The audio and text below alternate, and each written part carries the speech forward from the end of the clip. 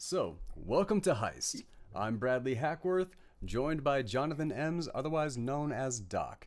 Writer, author, just finished book 4 of the series, I believe. Is that correct? Correct. Yep. Just came out about 3 months ago. I can't remember, but yes, just finished book four of a continuing series. We'll see. I'm not 100% sure how many books it's going to be when it ends, but I do have the ending planned out, so it will end. I promise. So the ending is planned, just got to figure out how long you want to make the journey. Right. Exactly. Fair enough.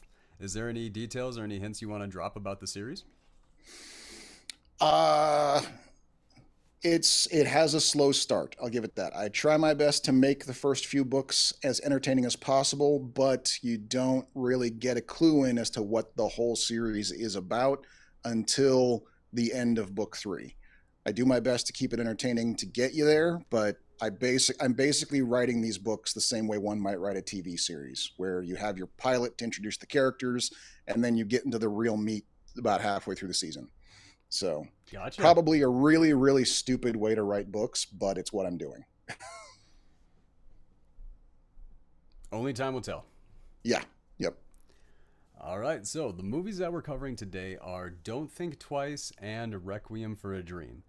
Now,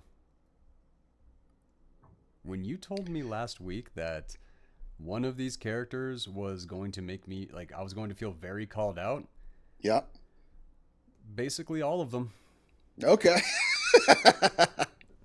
Because I mean, when you're in the artistic world, it's not just one thing. You really are. It's what situation you're in, which group you're Mhm. in, where you're at, what job you're assigned to. You're gonna have those different feelings. That is true. Yes. And it's not even just the feelings, but there's a certain archetype too, where you have like the Kate Micucci's character, especially. Mm. She's a perfectionist and can't really. She's able to play along in the group, and she's able to do well in the group, but when it comes to her own stuff, she's too much of a perfectionist. She can't ever take a step forward. You know, I have been that person. I know She can't people. let something out that's good because she's chasing perfect. Right. I felt that. Yep. Like, You got Mike Birbiglia's character. That was the one that really got me because, especially yeah, the I first knew that time, was gonna get a lot of people. the first time I watched this, there was very much a he's you know in his 30s, still basically kind of like uh, basically sleeping with college girls, living off of what minor celebrity he gets from his crappy little show, and how just like utterly bitter it makes him because the people around him keep succeeding where he's not. And I'm sitting here going like, fuck you, Birbiglia, that's not me. But And the like, reality is that's all of us. mhm, yep. Like we talked about this last week, but that's human nature. To a certain degree, yes. There was no like it definitely he definitely wasn't referencing any one person in any of these. All of these characters are amalgams of all the kinds of people that you are and know if you are in the entertainment arts or probably any of the kinds of arts at all. And it made it all very personal. It made it like as much fun as this was, as good as this was. Yeah, you constantly feel like you specifically are being either made fun of or called out or all of those things. Especially when it comes, to jump forward at the end when she says to him, look, you just don't got it. Like, good lord, that's like every artist's nightmare moment. Uh huh. Yeah. But there's the other side of that, which that's the end of the movie. Let's get into the beginning. Okay. All right. All right. So Don't Think Twice, written and directed by Mike Birbiglia, starring Keegan Michael Key, Gillian Jacobs, Mike Birbiglia, Chris. Is it Gethard or is it Gethard? I don't know. I've I never really heard it should have looked. pronounced. Yeah, but it's spelled Gethard, and I mean, I if think that's a name for improv, if I ever heard one, you know? you know what? If you grow up with a name like that, you're gonna be a funny dude. Yeah. Yep. Like I don't know how you could even avoid that. Kate Micucci and Love her. Tami Sagher, Sayher. Yeah. I don't know. I really should look I'm gonna say Sayer. I'm gonna say Sayer. That seems like Okay, yeah, yeah. that seems like the right spelling.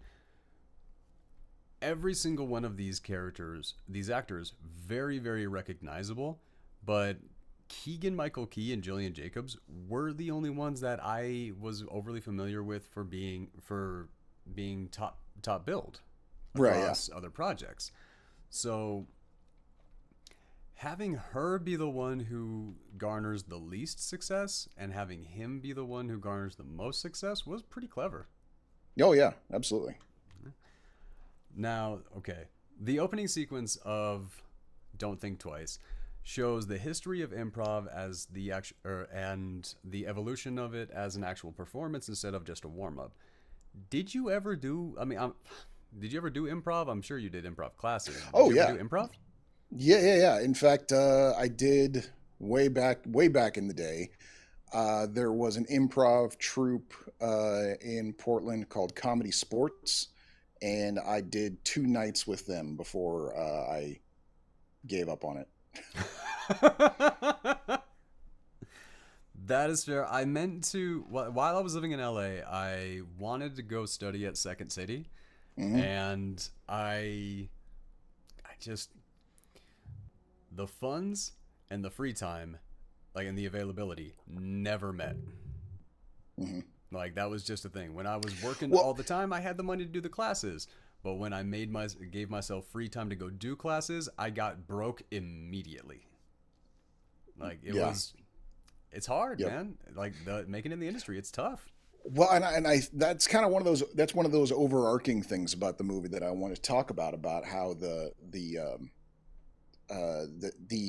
that sort of like dichotomy between these like random bunch of misfits doing the improv for fun, getting no money out of it, the hopes of scaling up to something like, essentially Saturday Night Live, but in the movie they call it Weekend Live, Yeah, which what a like why even change it? copyright reasons, I know just to make. Well, that because they dude, probably didn't want to actually have Lorne Michaels right, be that exactly. character. But that dude was definitely doing a Lorne Michaels impersonation. If they had said that that's supposed to be Lorne, they probably would have gotten sued because he did not come out looking good either. So, However, um, that's how it goes. And honestly, really, thank God that Lauren actually knows when to cut people off the show. mhm, Like his whole job is to keep the show entertaining for 40 freaking years, 45 years. yeah, I mean, like, dude says you gotta go. I mean, like, if I were to ever get fired by Lauren Michaels, it'd be like, damn. All that right, is, you know what? that's a message. People There's a like message you in and there. me, people like you and me should be so lucky to be fired by someone like Lorne Michaels. I mean, like, just having the opportunity to be fired by someone like him is way more than either you or I have ever gotten the opportunity to. So, Yeah, like that's like I've when people ask me like if I can I've had a couple people ask me this, not like a bunch of mhm. people, but if I'm a failed actor. And Oh, yeah, okay, like yeah, yeah, I try to do the acting and there were things that got in my way and I allowed them to get in my way, but in no way do I get to sit back and go, "No, I was a success story." No, I wasn't. I did mm, something. I was on my way. There was the possibility that something could have happened, but I crashed. yeah. Like I am a failure story and realistically, that's not the worst thing to me No, and it because really shouldn't be. And I think that was kind of another running theme of this is how the fact that I think that was Gillian Jacobs's like her character's whole point was like literally it should be okay that this is as far as I get. Why is everyone asking me if I'm okay? Why is everyone trying to rescue me? I like it here. I am happy here. No, it's not Mhm. glamorous. No, it's not successful, but I'm happy. that is a message that, like, though not just like it started in America, but it has spread to the world, that that is something we've forgotten. We have forgotten that it should be okay to just be okay. You don't You have know to what? be on Saturday Night Live to be a hit, Yeah. to be happy. That perfectly reminds me of a conversation that I had with a woman in Los Angeles. Like when we were talking about our goals, and she's like, "I want to be immortalized. I want to be remembered. I want to like Mm, all this forever." And I'm like, "I just want to be happy, man." yeah. Like that. This is what I love when I'm on set and I get to be goofy and I get to jump into a character, or even when I jump into a serious character and then they call cut and then I get to go be goofy with a bunch of people who are like-minded and also goofy and there's levity to it. Just being there was Hmm. enough for me. All right, so the history of improv is an actual performance and not a warm-up. And Hmm. then we have our narrator going in and saying the rules of improv. It's always say yes, which is another version of yes and. Right. It's all about the group. You're not trying to look good. You're not like you're trying. You are There is no basically Run star. DMC. Yeah. Run DMC. As they would rap, as they would like, as they were going, they were constantly like building the other one up, talking about how great this person is, talking about how awesome this person can mix, talking about these lyrics, how good they are. Mhm. That is what really makes it. It's actually full on true support coming from every angle, Yep. and you do get that. And then Don't Think, which very much plays into the title of the film, Don't Think Twice. Mhm. I. The traditional improv setup, just any improv theater that you've ever seen, this is what you see in this movie. You have the stage, a few chairs, and people asking for suggestions from the audience. Mhm. What was interesting for me was it was the exact same question to the audience every single time. It was just, have you ever had a really bad day? Right. Like Yep. that's all it was. I've been to a lot of improv shows and they always ask different questions. So I figured there was a very specific reason for that. And it It's kind of right. It's my understanding, like I said, from the two nights of comedy sports that I did. There are set routines. It's not like it is supposed Mhm. to be improv, but you do have to prompt the audience to get them going. They do have set prompts that they will sometimes rotate through some places, and I assume that was the case with what they were showcasing here. Mhm. They do have an actual like set list. We always start with, has anyone had a hard day? From there we go, can someone tell us about what it was like? Where are you from? You're from Colorado. Okay, and now we're going to do someone from Colorado coming to New York for the first time. Fucking whatever. They've got their set list the same way a band does, of what prompts to ask the audience. Comedy sports had a set list. They did mix it up some. They never started with the same one, but I would imagine there probably are improv groups out there that do have I a can see that. set list. I can see that. Uh, Getting it and having the very, very standard New York story of Yes, we can hear that. Sorry. sorry guys, this is my sugar glider. I just need to go see why he's barking at me. I'll be right back. I'm sorry. I don't know about all y'all, but today I learned for the first time that sugar gliders bark like little tiny dogs. I didn't know that. That's new information to me. I thought that was like a Sometimes I chihuahua. think the sugar gliders wake up from like nightmares or something. I could buy that. My son's cat wakes up from nightmares all the time. Like Yeah, he's just, like right about he'll literally just jump. He'll be asleep on the couch, and then he'll just leap from the couch and start meowing at all of us, like we all just killed his mother or some shit like that. Like damn. and this happens on a routine basis. Okay, it would be funny to see the sugar gliders wake up and just leap into the air because they can leap. But no, that hasn't happened yet. No, they just like randomly once the sun goes down and it's time to wake up, sometimes they just wake up and start barking. They're super social creatures though, so like you actually have to spend some time with them and when they Right. wake up and they're like, "Where's the rest of the pack?" And you just got to kind of go over and just look at them and be like, "I'm right here, dude." And then they'll just calm down. They, Okay. they, they are freaking awesome. I really love them. Back to this. Start the movie as they're going through and they're showing like guest stars or whatever, and they're like, yeah, or not guest stars, but people who used to be in the troupe and they have moved on, they've garnered some Yeah, success. that's your first clue into Birbig's character, Yes. where he's sitting, where he's like, here's the first class that I was in back in so many years ago, and the chick that he's talking to is literally pointing out all the famous people in the photos that aren't him, and he And it's finally ends it killing him. with like, It's killing yeah, him. he has to go like, yeah, I auditioned for that the same Not time, inches and away. It's like, inches away, yeah, and yeah, so right off the bat we're seeing like this guy's situation where he's been around the success and never seen it for a long time. well, see, that's something that I never really got about some of the other people that I met while I was an actor.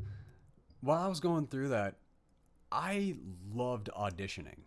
Mm. Getting to audition, getting into the room, that was so much fun for me, and I really loved that. For me, like, I did audition for some cool projects, but I will never say I was this close. No, I No, like yeah, when like even when me and that one dude that we were talking about last week were up for that role. I right. was just honored that I was competing against Oh somebody sure, yeah, at that level. Like that to me was like I was like, man, this is a huge compliment. Like yeah. even if I don't get it, if like it doesn't matter. Like I'm still being compared to, and that's a good sign. And that people really, man, I really, Well, and they even kind of go so far, like later on in the movie. I can't remember. Oh shit, what was the context of it? But they're trying. But his teammates on the improv class are even trying to tell him that, they're trying to tell Birbig's character, like, this isn't supposed to be a contest. There are no winners and losers in comedy. Why do you keep talking about them like they're the opposing team? There is no opposing team, but he does see it that way. He does kind of see it as a competition, and everyone else is winning but him, and he's just like, when do I get my shot at the pennant or something like that? which is a really crappy attitude for a teacher to have. Like, Really, yeah, like it's that's like, the odd thing. come on, man. Like, why are you doing this if you have zero love for this? Like, Mhm. what is going on with you? But it kind of seems like by the end of the, we'll get there. So this movie was released at South by Southwest in 2016, Yeah, meaning it this didn't come movie. out. It didn't come out till 2017 worldwide, but yeah, it premiered at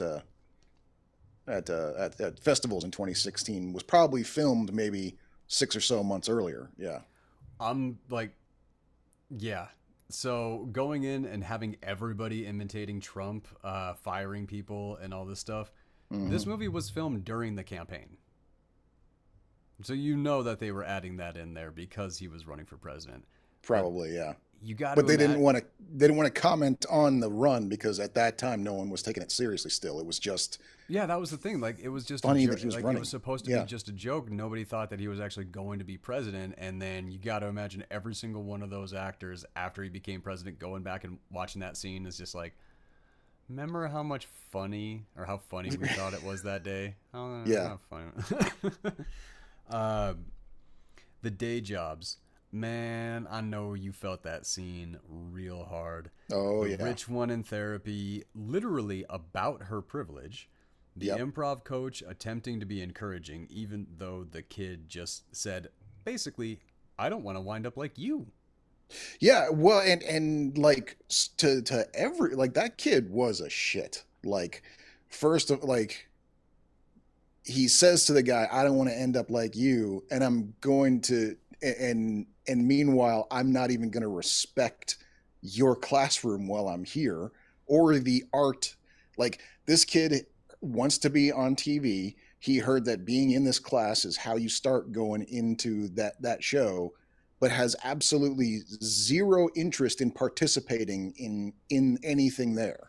But Like, that's about it's, as real as it can get. We all have met those people oh in yes. like in class where it's like you come there and they're like, I'm just here to meet the people and you're going to be the one that's going to hook me up, right?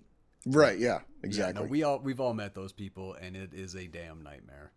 Yep. Like, it sucks because they paid for the class, and you know the teacher doesn't want to lose that money, so you have to suffer with that student. It's like, Well, and plus the teachers. I mean, like, I've never been a teacher, but I've known enough teachers to know where their heads are at in a situation like that. The teachers will tell themselves, "I can bring this kid around," and they will put up with it because they're like, "Okay, he thinks this now. By the end of the term, I'll have him." You know, they all convince so themselves of that. basically, they're the a-hole boyfriend that the girl thinks I can save him. Exactly. Yes. That's pretty much Every every what I took from that. every teacher is like that with every problem student. Yep. Let's see.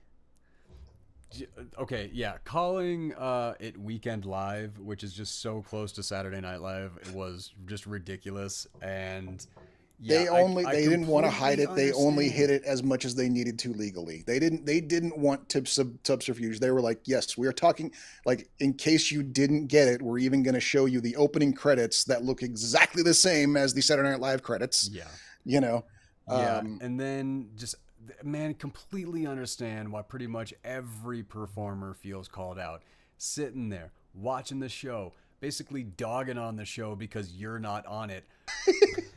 this is a tough one because this movie so It's much all over the applies place. to our lives It really that how can we every not talk scene, about? Yeah. every single scene of this movie kicks on a story that I have personal connections to. This is a movie for Yes. artists. This is a movie Yes. for actors, for onstage performers. Comedians. Yeah, like Yes. if you are even so much as tertiarily involved in any sort of performing art, this movie will talk about you, and you will have to talk about it. It's gonna hurt your feelings. You're gonna have to sit. I mean, if you're any kind of honest with yourself, you're gonna sit back. You're gonna be like, "That's me." Yep. I was like, Yep. "Did you watch the Barbie movie?" Yes.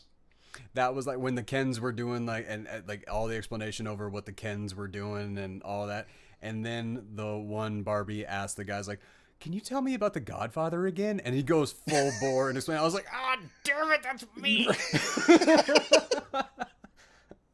Like, no, man, I'm a Ken. I'm so a Ken. But like when Kelly and I were watching that, I kept doing that. I kept laughing and just dropping my head and going like, "Oh, damn it. It's true. It's true." You gotta be able to laugh at yourself, otherwise you really Yeah. don't get the good enjoyment or even most of the enjoyment out of a lot of these films. Yeah. No, that's true. All right, so the producers from Weekend Live show up, and Miles immediately, Miles played by Birbiglia, immediately it goes into his head and jumps on Jack, played by Keegan Michael Key. Yep. But apparently he's accurate because when he's nervous, he goes up and he showboats and he does all this. However, you have to. When you have your moment, when the spotlight is there and the moment's to shine, the whole point is, are you going to step up and take that moment? Yep. And That's the and thing that's is, the the rough. people who are the stars, the people who do get it, the people who get to achieve those things are the ones who take that step. Yep. So a lot of people are mad about that, and a lot of people get real salty because they don't have the courage. They don't have the strength. When I lost the strength to do the things that a lot of people in Portland, like, it had them thinking that I actually could make it. When I lost that strength, that was it. Doesn't matter how many voices I can do. Doesn't matter if I'm talented or not. The fact that I lost that strength to take that step and to put myself in the spotlight and fight for it, that's where I failed. Yep. So It's kind of the tragedy of this story is where, you know, this is, you know, they even drive it in, you know, rule number 2, it's about the team. You know, there is no showboating, there is no spotlight. We are a team, we work together. But the only way anyone in this movie gets anywhere is by stepping in front of the team, by shooting their shot, even if it's at the that's the team's thing expense. about healthy boundaries and actually having certain borders in your life. That's the group on stage. That mentality that the group had and like all of this stuff, every single one of them was massively egocentric, and having that be like, no, we're all together and everything like that. But if I don't succeed, I'm going to be mad that you did. Right. Like, that was the thing. They all wanted to succeed, but anytime they saw any success from another one of them, they got mad. Not a single one of them was actually about the group, in my eyes, except Jack. Right. Jack was the only one who was actually about the group. We're actually almost there. When he jumps up and he gives his Obama impression, all that, which I thought was funny because even in the sketch shows, he never played Obama. No, that's true. Yeah. It was yeah, Peel. Peel did all the Obama impressions. Yeah, no, that's he true. played Luther, the anger translator. Right, that's right. I remember that now. Yeah. So that was like, for me, that was kind of weird because I think that was the first time I'd ever seen Keegan's impression of Obama. Yeah. Which I felt like he did Which, I pretty mean, good. it was pretty spot on. He obviously got Peel to coach him beforehand. So because it basically, let's be honest, Keegan was doing an impersonation of Jordan doing an impersonation of Obama. That's what we were watching. That's what that was. It was good. It was entertaining. But that's what that was. He wasn't doing Obama. He was doing Jordan doing Obama. Okay. Yeah, I can see where you're coming from with that. The audience members shouting their abandonment issues to the stage. There is that. The fact that Birbiglia added that in there, man, I got to give him kudos to that because that is wildly realistic. Because they're like, even back then, but it's gotten worse throughout the years. People don't laugh at trauma. They don't like. It's become a sense of, it's like, no, you're not allowed to laugh at that. It's like, whoa, not anymore. Up. Yeah, that's my trauma. I'm laughing about it. That laughter is something that helps me get past these things.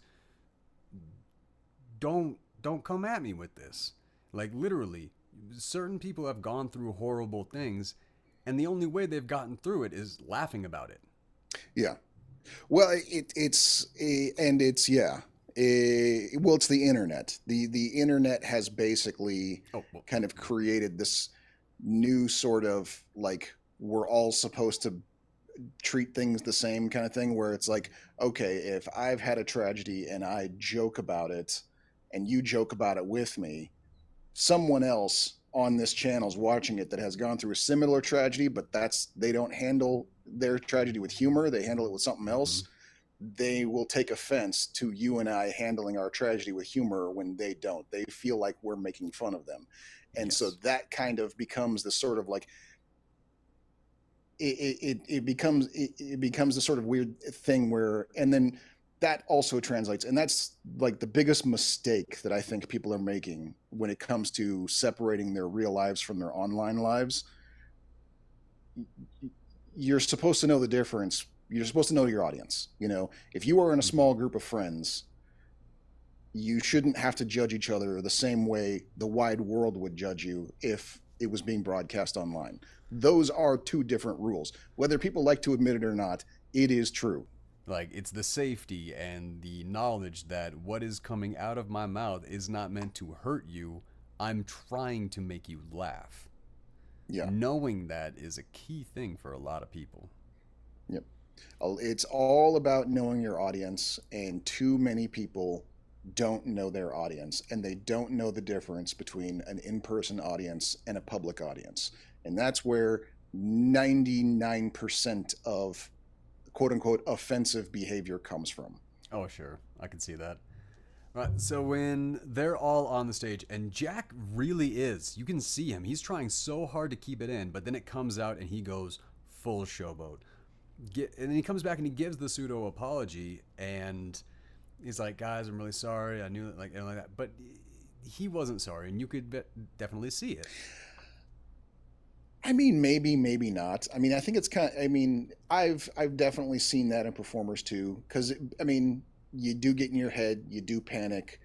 And yeah, it probably was kind of a back and forth thing where, like, he was sorry the moment he was saying sorry, because there was part of him thinking that it didn't work, that he wasn't going to get the audition. And so him fucking with his team like that was going to have no point to it. It was going to be, he would have pissed off his team for no good reason, because he didn't think he was going to get the audition. That evaporates the moment he gets the call, of course. Like, he still But is kind of self-centered. when he goes over to meet the cast and everybody goes with him, like, he's trying to talk, and every single time somebody else talks, you just see how annoyed Jack gets. No, that's It's true. in his eyes, his shoulders are tensing, his jaw's clenching, all of this. Like, you see it, like, he is trying to take his shot, and everybody else is like, me too. And it's Right. like, which, again, a very, very real thing. Everybody is chasing their shot, but there's not a lot of support for it's like, okay, dude, this is your shot. We're going to hook you up. We're going to help you out. That almost never happens. That is, wait, this is your shot? Okay, maybe this could be our shot. Or maybe this could be my shot. Like, everybody that I met was like very out for yourselves. But it's also very understandable because that is a world that is very hard to rise together, which, like, I talked about this a lot when I was in Portland. Like, my whole thing, like, I wanted to put together a dream team. I wanted, like, the Broken Lizard or the, like, Judd Apatow. Like, I wanted to try to find that crew and, like, have it go, which pretty much everybody was trying to do that exact same thing. When I made that transition down to LA, I just, like, everything fell to pieces. Like, I tried, like, but there's a lot that went down before that, and I'm not sure how to talk about that. Right. So there's, like, that's something that's probably going to be an after hour someday. Yeah. Well, I'll even put forward too, like, you know, I remember, like, you probably remember the conversation that we had, like, when you were talking about, you were getting ready to go down to LA, and you had, and you showed me this music video that you had just done. And right, yeah. And it was like, I was sitting there you dropped your head and went, fuck, you are ready for LA. I said you are ready for LA. Like, it would, like, because, you know, a lot of the good stuff that I had been a part of over that year was very connected to you. I saw you going to LA as, like, an end of a lot of opportunities for me, and I was really pissed about it. And then I saw that video, and I was like, fuck, keeping him here in Portland really would be bad for him. And to top it off, here's the thing. That literally took place about 8 months after I saw this movie for the first time. And so I literally was thinking of Mike Birbiglia's character and how I'm him. If I sit here and go, fucker, you going to LA, you're fucking me. Like, I didn't want to be that guy, you know? That's really interesting because I was actually going to bring that up. I forgot it was about a music video, but I was going to bring that up. And I was going to say, like, you are the only person that I have ever seen, like, the only example I have of people not doing this. Like, because I remember, if I had not seen this movie, I probably would have, because it certainly was in my head. The things that Birbiglia was saying in the movie had been thoughts in my head, like, how fucking dare you be successful without me? I was there for you. I was there when you were shit, you know. But that was the thing. Like, I was trying to get everybody down to LA. I remember trying to convince you guys, and you're like, "No, we did the LA thing already. We hated it there." It's like, yeah, but you didn't do it with me. And I remember specifically saying that. I remember, like, yeah, but I wasn't there. Like the ambition, the motivation, the optimism, all this shit. Like, we can do this. What's funny? You know what's funny? Tegan said the exact same thing to me. Really? She was like, yes. And Tegan tried to talk. Tegan tried to talk me into joining her in LA, and I said same thing that I said to you. I said I did LA. I fucking hated it, and she literally responded with, "But you didn't do LA with me." Yeah. No, I get it. But because we've all had that city that is ruined for us. You go to a city and it's raining that day, so you never go back again. Like. We all have those stupid little things, like something outside of a controllable factor happened, and if you went back the next time, it could be a completely beautiful, wonderful, amazing experience, but because of what happened that first time, it's never going to get that opportunity. Like, it's understandable, and especially after the 4 years that I spent in LA, it would be hard to go back and give that another go, but mostly because I felt zero love there. And I don't mean zero love for Bradley. That's not what I mean.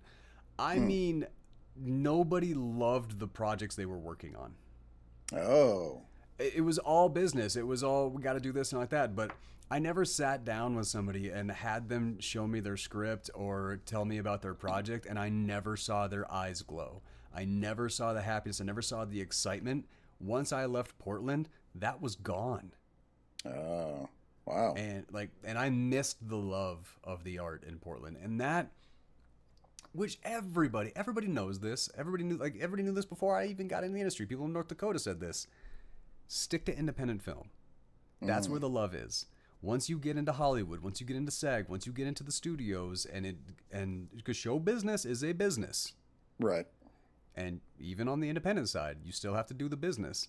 But there is a lot of a lot more love commonly throughout the independent market than there is in the SAG market. Yeah.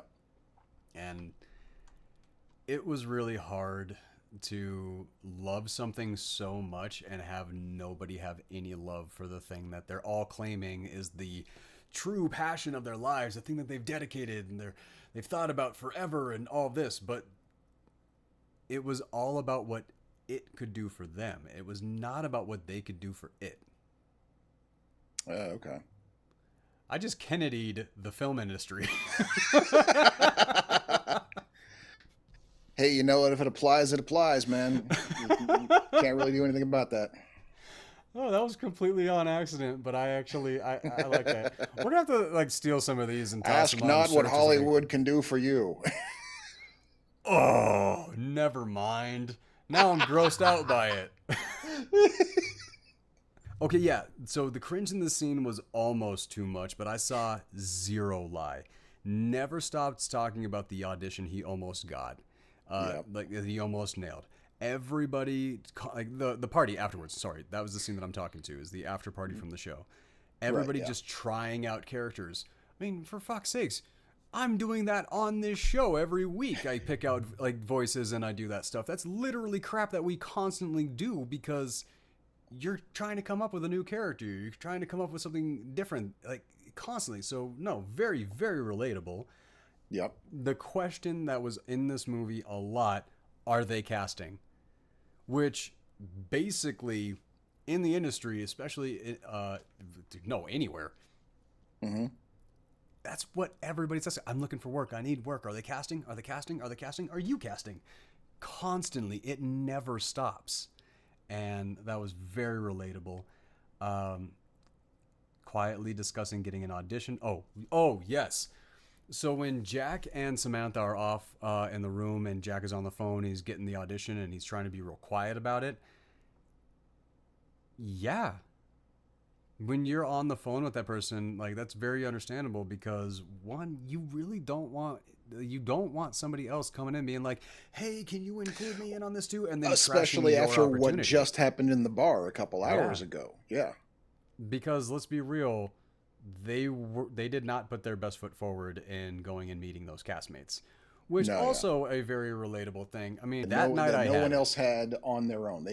Everyone else was only brave so long as they had the group with them. Yes. And the idea of stepping out past that the way Jack did terrified them, and they resented him deeply for actually doing it, even though they all knew that was the only way. Yeah. Yeah. So. And I've been there. Ooh. This was a moment. So Bill comes home to say his father dies. His father, died, but got into a motorcycle accident. And he has to get everyone to cut character and be real. There was a moment I was kind of expecting him to say a safe word or something, but he's like, guys, no, it's real. Yeah. And you see, there is not a single one among them that has the ability, that has actual emotional intelligence. No, yeah. Nobody knows what to do there. Doing a bit is how they have processed literally everything in their lives. And this is a moment where it has been made clear to them, doing a bit is wildly inappropriate right now. You cannot do a bit right now. My dad was my why did I miss the show tonight? Because my dad's in the hospital from a Yeah. motorcycle accident. Please do not do a bit. And they have nothing else. They don't have know what to no do. idea. Yeah, they're They lost. have no idea. Yeah, that And like yeah, I've been there too. yeah. So Bill is sitting there. He's talking about his father being in a coma. Everybody's struggling with that. And then Jack and Samantha come back. Jack still says he got the audition. Yeah, he And- doesn't even wait.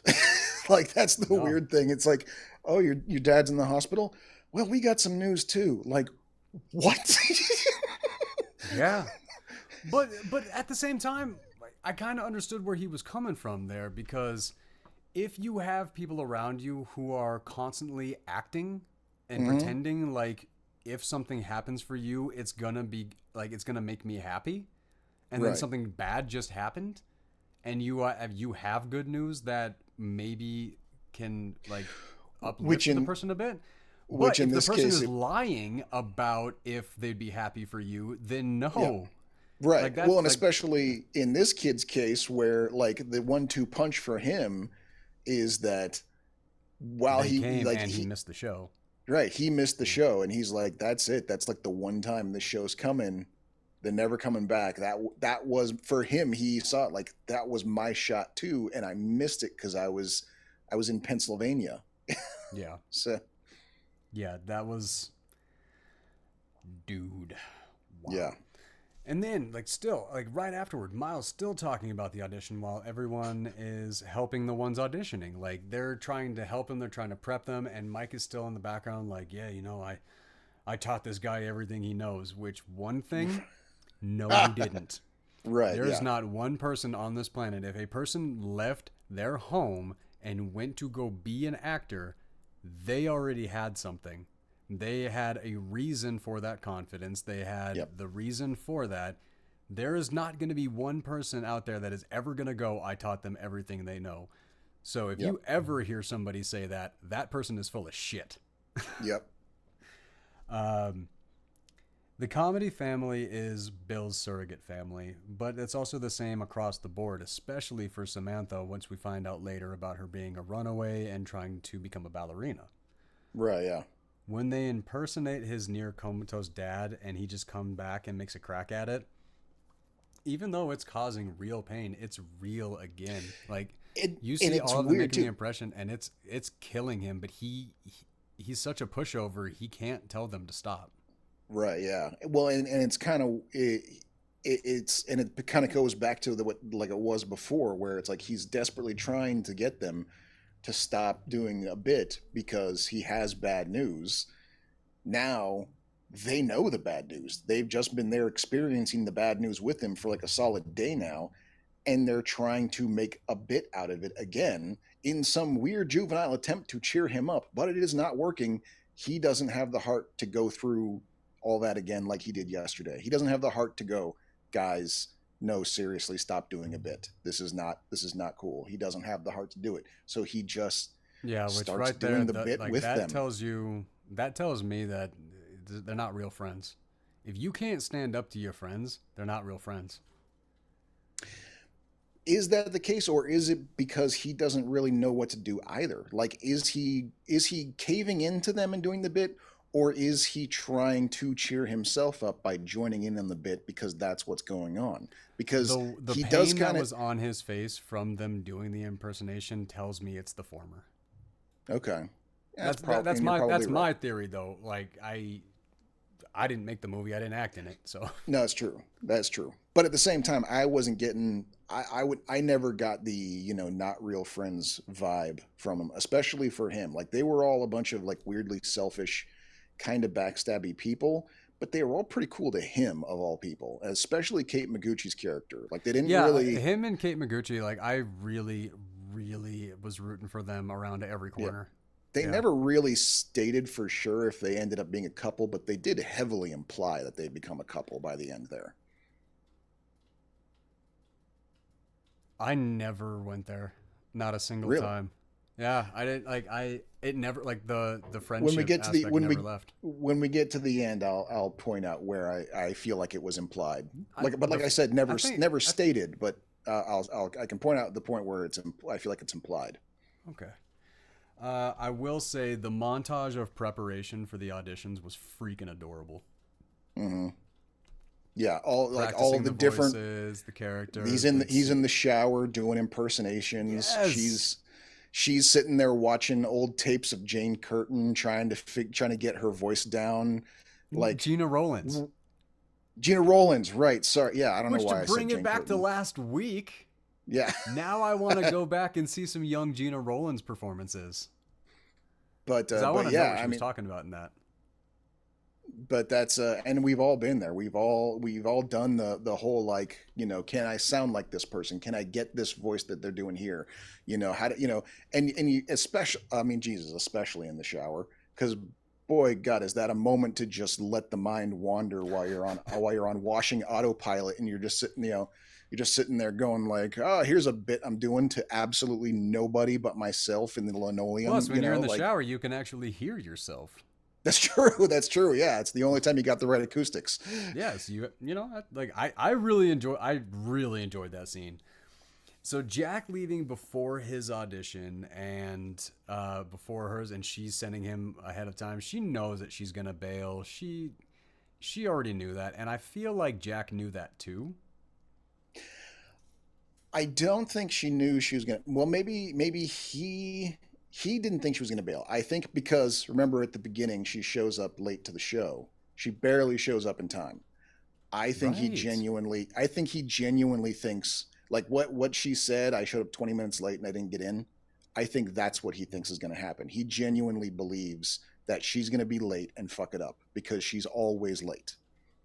And maybe in her head, she is thinking she doesn't want to do it. I'm not 100% sure on that because she does show up in the building. We do see her get that far before she turns around and chickens out. Yeah, she sees Pete Holmes talking about how great his audition went and how they had to stop because they were laughing so hard.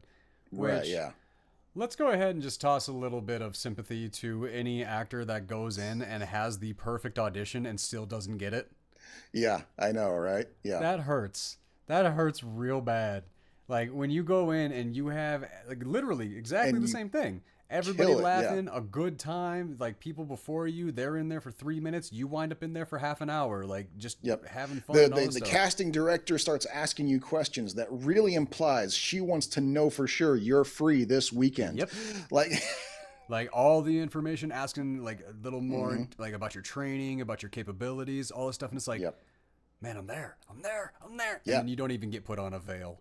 That sucks. I will say that I do love auditioning and all that, but it took a while for me to get used to going in and treating the audition as the gig and then being done with the gig once I left.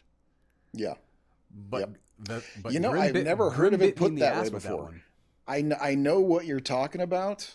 And I've given versions of that advice to other actors before, but I've never heard it put exactly that way before. That is the most brilliant thing I've ever heard. Yeah. Like to literally treat the audition like it's the gig. Like, oh my God, why didn't I ever think of saying that to all of those other actors that I've been talking to? That's so fucking good way of putting it. Oh my God.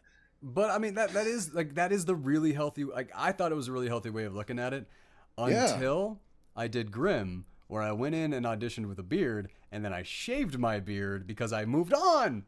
Because it was like 3 weeks past the audition, and I'm like, all right, I didn't get that one. Okay, you're on a veil. And the only reason that happened is because, and I don't know if you remember, but they cut that scene from the episode. No. So originally they cut the scene from the script. And then we had that big snowstorm, and they couldn't get access to that scene that they cut my scene for. So they put my scene back in, and then they called me. They're like, "Hey, we're back on." It's like, this wasn't even in the episode yesterday. Wow. I was safe to shave. But I think that was the only time that actually went back and bit me in the ass. Okay. But I still like when I'm doing like the auditions for the voiceover and for a lot of this stuff. That's still how I do it. Once I do the audition, it's gone. Like I did the gig, I prepped for it, I did it, I really enjoyed it. Now it's gone. Where's the next one? Like it feel like there's no weight on my shoulders if I'm not waiting for anything. Right. Yeah. Exactly. Oh, right. So Gillian Jacobs Jack is going in there and doing the audition, and I thought he tanked the audition. Yeah, well, and Because that's weird because they barely show the audition. They show him over explaining the character he's about to do, and then they cut Yes. before we actually see the performance. Which, if you go into an audition and you start over explaining anything, that's usually sign one that you probably should just leave. Right, yeah. So it is kind of a shocker that he gets it because it looks like the only part we get to see is him doing something wrong. Yeah. So yeah. So when when Jack comes back and he tells them about the story of the audition and they offer it to him on the spot, which, by the way, I wish I had more stories like that. Where you just got the gig on the spot. Right, yeah. No, I don't think I have one story like that. Not even Which one. which was weird too because it's like, we're not sure because first of all, the getting the gig on the spot thing, that's kind of one of those like winning the lottery 4 times in a row type stories. Nobody gets the gig on the spot. He's telling the story like he got the gig on the spot, especially after we just saw him fuck up his audition by over explaining what he was doing. So the first time I saw it, I'm thinking, is he lying? Why? I had that thought too. Is he bullshitting them? Like, why would you do that? They're gonna know in like 2 days how full of shit you are when you're not going to the studio. Like what but so I mean that was kind of a weird disjointed moment, but yeah, it turned out no, he's not lying. He really did get the job. Yeah. Which what I thought was like the hesitation and lying and all that was actually the hesitation in him telling his troupe good news, because what's good for him, he knew he's already figured out by the way they've been reacting to just him getting the audition. He knows that this is not going to be taken well. He has to tell them because they want to know. They're his friends and they need to know. But he knows it's just going to be a replay of last week when he told them he got an audition. Yeah. Yeah. And the note right here, thus begins him leaving the group. The true pain on everyone's faces for Samantha, for her missing the audition, because my thought was that they knew that she bailed. Right. Like I that was what I thought, because it didn't seem like a pity thing, like, oh, you were late, oh my god, that's tragedy. It was more like the look in their eyes was, no, we know what happened. And I don't think that, again, it's because she's always late. I think they're all thinking that she did fuck it up and it was inevitable. That it's a tragedy of her own making because she's never on time. I don't think so. I don't think because what you think they know that she bailed? Very shortly after, like the very next scene, Birbiglia is telling his student about when she ran away and she's always been a little bit this and everything like that. Like basically it kind of seemed like he was explaining why she bailed without saying that she bailed. Okay. I see where you're going with that. Okay, I can see that. That's where I got, because other than that, it's just like if they're shit talking Jack, that made sense. Shit talking Samantha doesn't make sense because she didn't get it. So him telling that story seemed more like, this is why you have to pity Samantha. Which, right. Okay. That's where I was thinking. What you're saying. Definitely could be wrong though. Every member of the group and every single member of the group is having an existential crisis just because someone got success. Right. Yeah, and not even a lot of success. Getting on Saturday Night Live is not making it. No. It's what you do after Saturday Night Live is whether you make it or not. There is a very long list of former Saturday Night Live cast members that you do not remember because they never went on to movies. 100% true.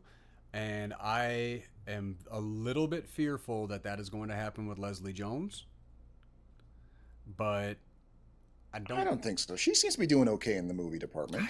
I hope so. I hope it keeps going that way, because her deadpan angry face is what I mean. That was like her showing up and just being Kenan Thompson's angry wife every once in a while throughout like her tenure on SNL were some of the funniest things every single time. Like it always got a huge laugh from me. Um, oh, this touched me. This hit me. This hit me real hard.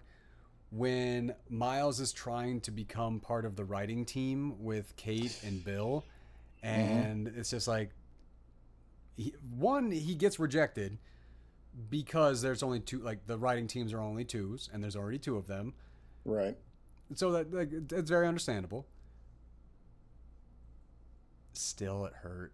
It still hurt me because it's like I tried I remember trying to jump in on some projects and everything like that, and they're like, nah, man, this is just a me and him thing, or that's like, all right, man, like because it sucks to take that risk and take that gamble and try to be part of something because that's what everybody says you got to do. You got to take that chance. But if you're not part of their groove, you just don't belong there. Yeah. And I did not feel like Miles had the same groove that Bill and Bill and Allison had. Like they had very similar comedy, like the goof, the shy, the insecure, all this stuff. They were almost like siblings comedically wise in a lot of ways. Very similar. They really did like they played off each other a lot. Yeah, and they worked together very well. And you even see that like in the very beginning, the first thing when they're doing the apartment, the bad apartment sketch, like and they're like, who are these people here? And they both like in unison basically strike the same pose. Like they're both in the same mindset on what to do next on this one. And that's like the important thing when you're writing something, like especially comedy. Like, yes, you need your goof, you need your straight man, but you still gotta know the joke you're telling. Yeah. And I get that. And yeah, Miles did not belong in that mix. Mm-hmm. I mean, between the two of them, like in the improv group, I felt that it actually fit. And I will say that I really enjoyed seeing the, how do I say this? Very believable enjoyment in Mike Birbiglia's face when they were on stage doing the improv. Right, yeah. Like, that was the only time in this entire movie that I actually liked Mike Birbiglia's character. Yep. Only when he was on stage. Every single other time, kind of a slime. Yeah. Yeah, and I think that is what was interesting about it, too, is that, it's like, to a certain degree, like he is correct in that he has it. He is good at improv. He enjoys it. He's good for the team. He is a good teacher of improv. Like it is a very good point, the fact that he has taught all of these people their craft and they're all very, very good at it in no small part because of him. The problem is that he's kind of a dick in every other fashion. And that does matter. And again, accurate depictions of people in the arts. We've all met people who are so good at the one thing they're good at that you feel like if you're going to do a project that needs that, you need them there. You'd be stupid not to have them there. But it means you got to put up with all the other shit. And is it worth it? Sometimes it is. So you just got to do it, and and I'm sure. Yeah. So the characters in Kate Micucci's comics and all that, actually Kate Micucci's. Yes, I'm aware of that. I have seen her artwork before, and so I recognized her style right away. And so I was like, oh, actually her. Yep. I thought that was really nice. I thought that was really cool, but it also very much referenced her intense self-doubt. Oh yes, I have been a fan and follower of Kate Micucci since the first time I saw her in her guest run on Scrubs. Like, I will agree with that. She was freaking amazing, like so adorable in Scrubs, and pairing her up with Ted was funny, very hilarious. However, that is basically the Hollywood awkwardness where they take a young girl and pair them up with an old man. Yes. Like, I felt bad for her At least he because, wasn't an old man. He was slightly older than her, but he was still. well, I mean, he wasn't Oh like wait, I'm Doc. sorry. You're still talking about Scrubs. For some reason, I went back to Don't Think Twice, and Oh, I was thinking about her partner in that one. Sorry, I shifted without warning on that one. Okay, so yes, pairing her up with Ted. Character wise, they matched, but yes, it was a yes. very peculiar age gap between the Their two of their them. their personality, like, very very much. Yes, it matched very Yep. very well, and I understood it, and I rooted for it, and I had no problem with it. But yeah, in hindsight, it Except, is a yeah, little creepy. Yeah. because she looked very very young. Like, Yeah. in a different show, 10 years later, she played a teenager. It was off-putting. Yes. Uh, yeah. No, Kate Micucci is a Muppet made human in every way, shape, or form. All the What's her music group? It's Garfunkel and Oates. Garfunkel. It's her and Ricky Lindholm. Yeah. I'm sorry. Am I a little too obsessive about the cute girl from Hollywood? Did I have those facts off the top of my head too quickly? Maybe a little. No, I just thought no, I know you're right. I know you're right. It's Yeah. Garfunkel and Oates. Yeah. Did she have a show or an improv or a sketch or anything like that that was something in the Gooch? God, now I am. We'll have to Yeah, figure I'm out. Yeah. blanking. I know what you're talking about, but I'm blanking on it as well too. I have heard that. I know what you're talking about. Yes. Yeah, I'm just it's rattling around in there somewhere, but I can't grab Yes. it. Uh, so this I really didn't like this. This endeared me to Jack. He actually tries to inquire about his friends, and the dude tells him, "Do not do this." And he turns around, Hmm. and he's like, "So, like, not this." He's like, I love this. He's like, "Oh, I'm sorry. Was my tone not sarcastic enough? Don't do this." Like, it was Right. Yeah. perfect. Like, that was a great inclusion. But he literally was. He was the only character in this movie that was actually going through being honorable to his friends, actually trying. He caught more heat than anybody in the entire Hmm. movie, but he was legitimately the strongest character, Hmm. moral wise. Yeah. Like, Because for because that's the and I think that's what's interesting is he didn't forget where he came from. He did try to do right by everyone, whether he was motivated by guilt from having stepped out and made everybody upset or not doesn't matter. The fact is that at the end of the day, he did try to do right by them. yeah, He didn't just get the job and never looked back. He really did understand the value of that team, of his family, his extended, his improv family, and he did desperately try to do right by them all the way up until the very end of the movie, where he's even like possibly going to miss out on a performance at his new job and maybe get fired. And everybody has to tell him, no, catch the train. Don't be stupid. Of course you've got it. You've got to leave. You don't have to sacrifice this job for us. We don't. You can go. but And there is also the other side of that, because when you tell somebody, maybe I should stay, you're giving them the opportunity, and you're kind of pushing it on them to do the right thing for you, and to say, no, you go do your thing. If he actually which wanted to do that, he would have just missed the train. that's a very good point. That is Like, true. But so that felt a little bit underhanded, little and contrived. I didn't really feel like it was very honest, but that also is very real. Hmm. Like, the realness in this movie did not stop all the way up through the credits. Yep. Like that, because that's And the it thing. Like, also. he wanted to do the right thing, but he knew that he couldn't.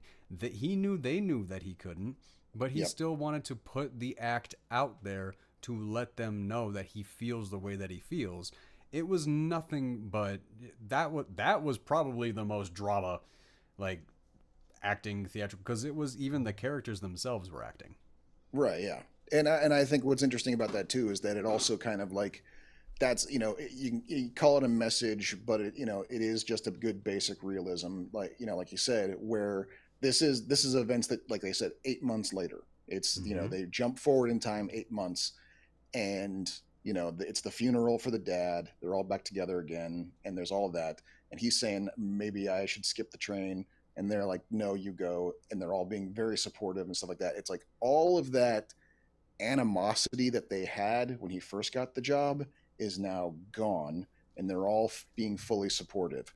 As much as it pissed them off in the beginning because let's face it, just straight up jealousy and all that, in time it abated, and they were in fact happy for him and supportive of him. I do have a really big issue with the final scene, but we have to cover a couple things before that so they understand what my issue was. Samantha trying to step up to be a teacher was just pure pain.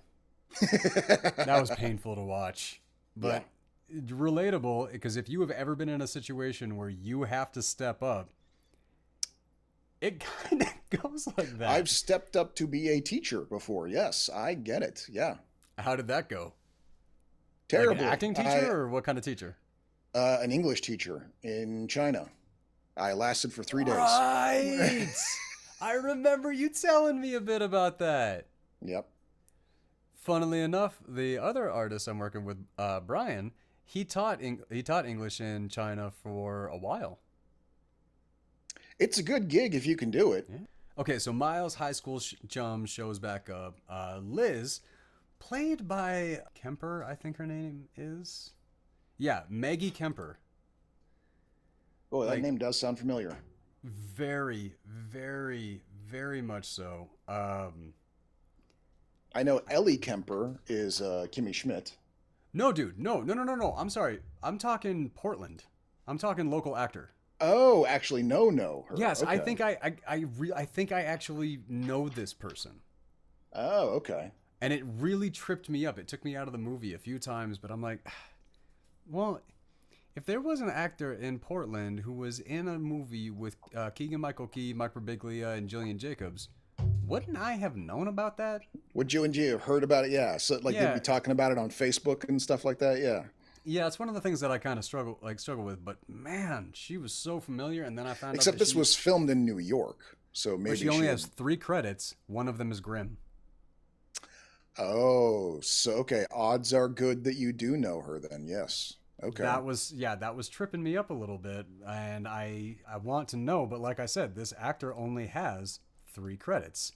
It's Don't Think Twice, Grimm, and Sleepwalk with Me, where she's not even credited. Okay. That is Mike Birbiglia's other movie, which I have not seen yet. I keep meaning to. Oh. All right. Let's see. Where are we? Okay. All right. Back with it. Got it. Everybody watching Jack's first show and just sipping on the haterade. Just. Yep. That's not funny. It's like, yep. Shut up. Because number one, none of the improv that they did in the movie was funny. Like none of them got maybe. Well, the audience laughed, but we were seeing tiny cuts of it. So. Yeah, no, like when I was like, because I was like, man, this is like watching a TV show with a laugh track. That wasn't actually funny. Right. But I do understand. I did often wonder many times because these were all very seasoned actors, so it could have been just really well performed, but the flow of it did suggest that maybe they did actually do improv. They did. And filmed it.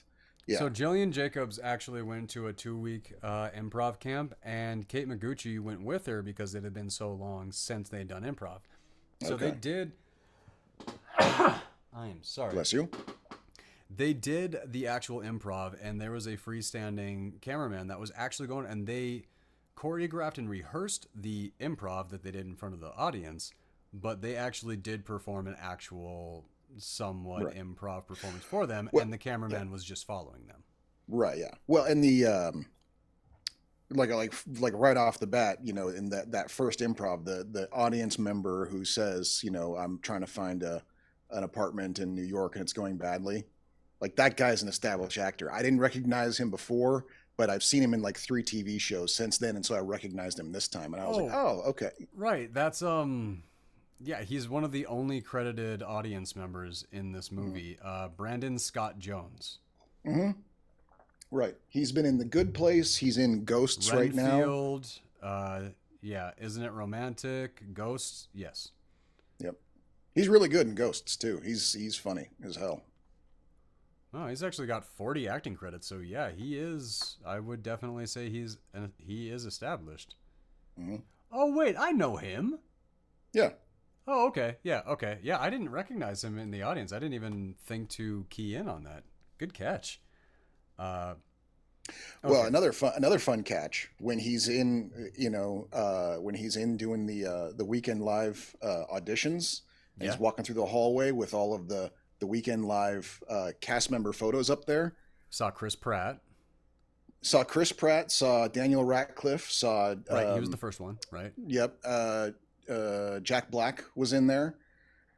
Um, I think Radcliffe and Jack Black were the only two I recognized, but I just from that went, oh, they grabbed a bunch of A-list stars and put them up there to really add to the holy shit, this is a big deal kind of feeling, you know? Yes. Okay, so after the accident and they're up at Bill's dad's house, and everybody's like, out in the pool and all this, and it felt like a bunch of teenagers.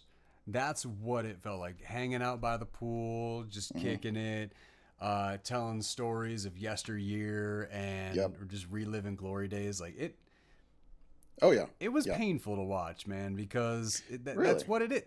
Because like that's what it is. It's a lot of what a lot of artists that I've spent time with, they spend a lot of time honestly living in the past because you Hmm. can't let go of it because there are stories in your past. There are things that you're connected to that you want to tell that story. You want to stay connected to.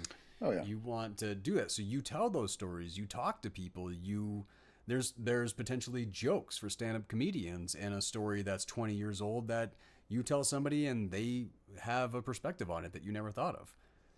It's very understandable why it happens. However, that is incredibly true. Artists do Hmm. not let things go.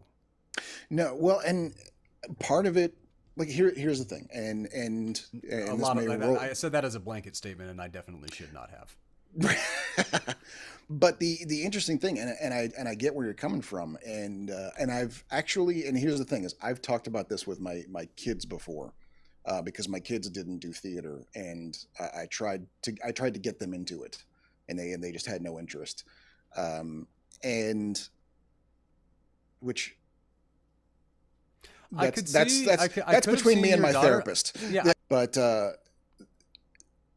so I've heard, not having never done it before, I have heard that a large part of heroin addiction has to do with chasing the first high.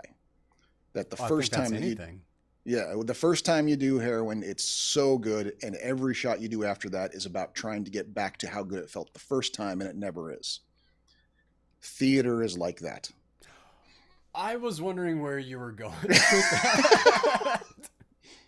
I was For like, me, Doc, and we're not on that movie yet. right, yeah, I know, yeah, but for me, with like doing, theater, like all through school, grade school, junior high, high school, especially in high school, because that's where like it really like got serious to a certain degree.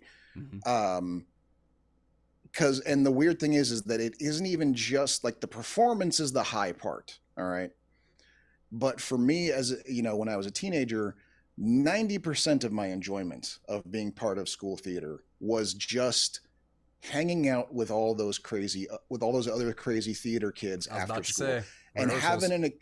yeah, rehearsals, having an excuse to not go home, to instead stick around and hang out with all of these wildly entertaining nut jobs that whose only desire in the earth is to make you laugh because that's their drug, and Yes.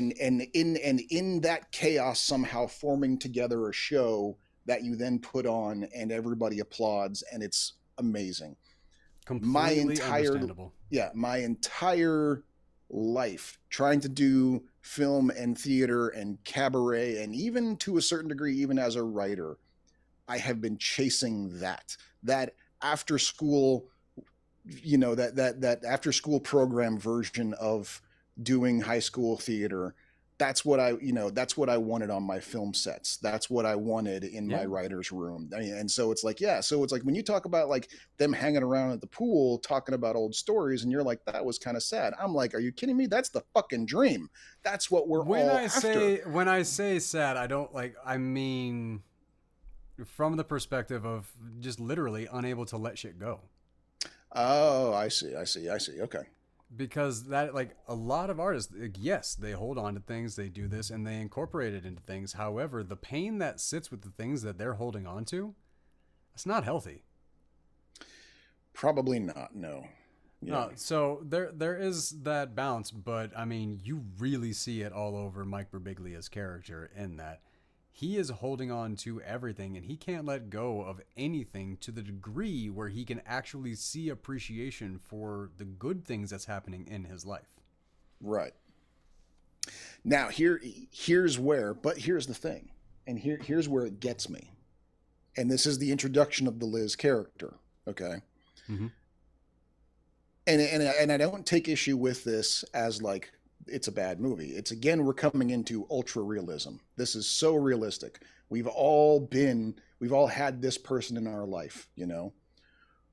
Every judgment that she makes and is attached to age. Like they're hitting it off.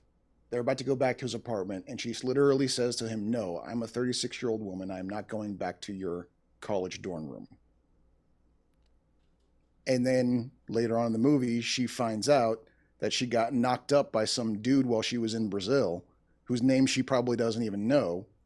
And her first thought is to, terminate the pregnancy, but she decides not to terminate the pregnancy because why? Because I'm not 19 years old anymore. Her entire motivation is about what you're expected to be at a certain age. And Yeah. and Mike Birbiglia's character is buying into it. He's starting to change his own mindset on this whole I'm 36 years old. I should be living in a house or some shit, which the weird thing is like there's no genuine reason behind that. It's literally just expectation. That is true, but but that is the story. So, And like I said, for where we're it's at, all very realistic. It's like I've yes. been there, It's like I have been there. I have had to sit here and go like right now right now as we speak, I am a 46-year-old divorcee with absolutely no prospects at the moment. I should be beside myself with shame and loathing and everyone thinking that I am the biggest loser in the world. Weirdly, I'm okay with it. And Liz's character would tell me that's wrong, that I shouldn't be okay with it, that I should be dedicating every moment of my time right now trying to find myself a new wife. Disagree. No? She never told him that. She said, "This is what I'm doing. I'm not going to do that. I don't want to go there." She never tells him to do a damn thing. Okay, that's fair. But So that is still a character archetype that is realistic. We've all come across these people. Yes, yes, we have met those people. They do make us feel a certain way. A lot of time it is a little bit of shame. Sometimes it's embarrassment. You see somebody who has a $400,000 house that's paid off, and you're like, "How am I going to make rent this week?" Right, exactly. There are those moments when you're in there and you feel that. However, I just didn't want to throw hatred on that character because she didn't deserve it. Okay, man, and that's fair. But my point wasn't that it was even an issue with writing or the movie or anything like that. It was again, like I said, this is realism. Very real. This is a profoundly real movie. I've met that person.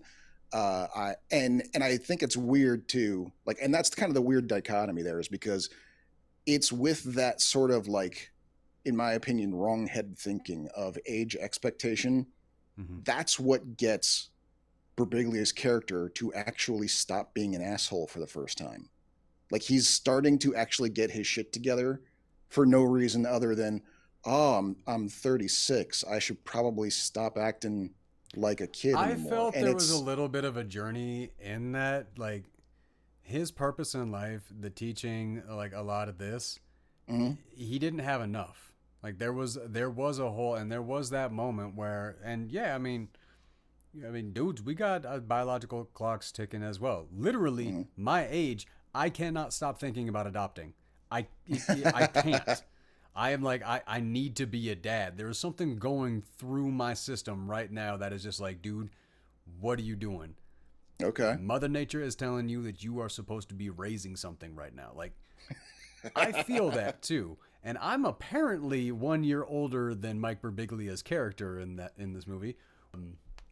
But also, probably Mike Birbiglia was actually 40 something playing a 36-year-old as a Yes. way No, to. I'm As quite a, sure.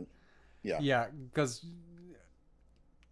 I do know there are 36-year-olds who look like that, but I mean, that's with some pretty hard city miles on you.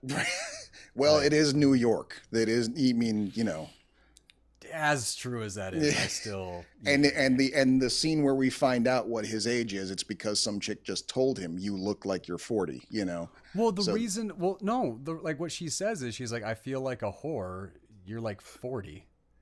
And it's like, okay, that's not that is harsh. Yeah. that is harsh, but also that's not what whores do.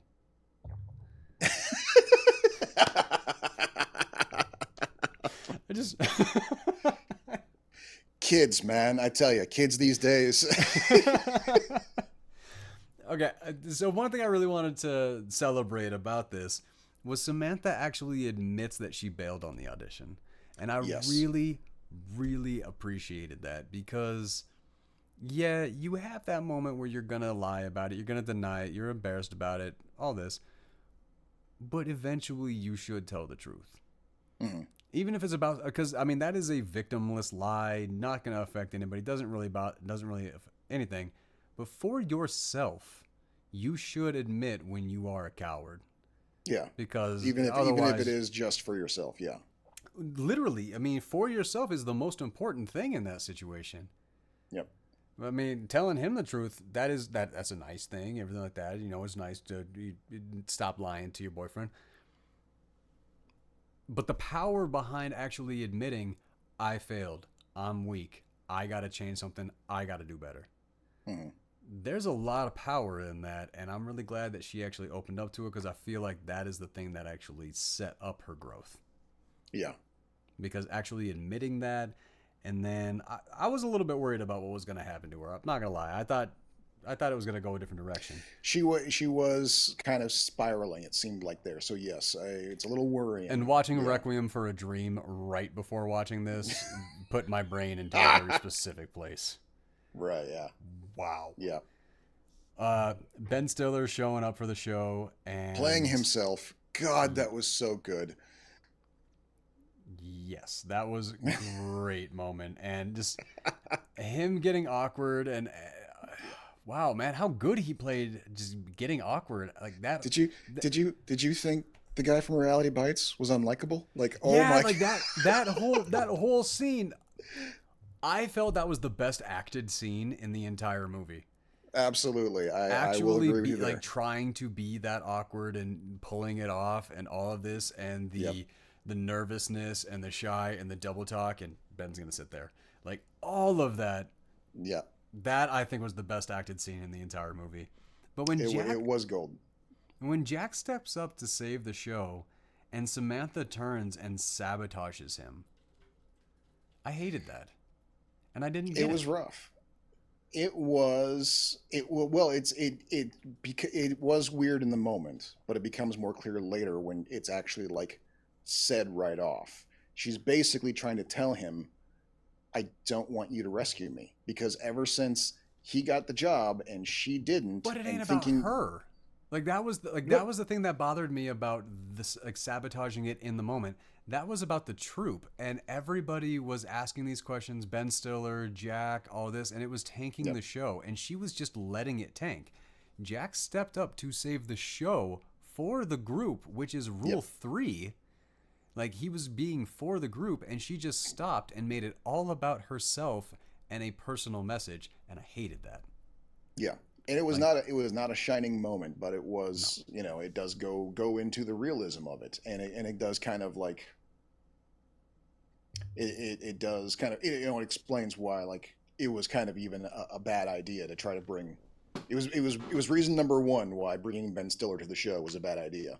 But Because also, that was Jack trying to be there for his friends and his writer friends. It was, again, him and trying to be the good character and him trying to do the best, trying to trying do to the do right most. by them. Yes. And he got slapped in the face more than anybody in this movie for literally being the best character in this movie.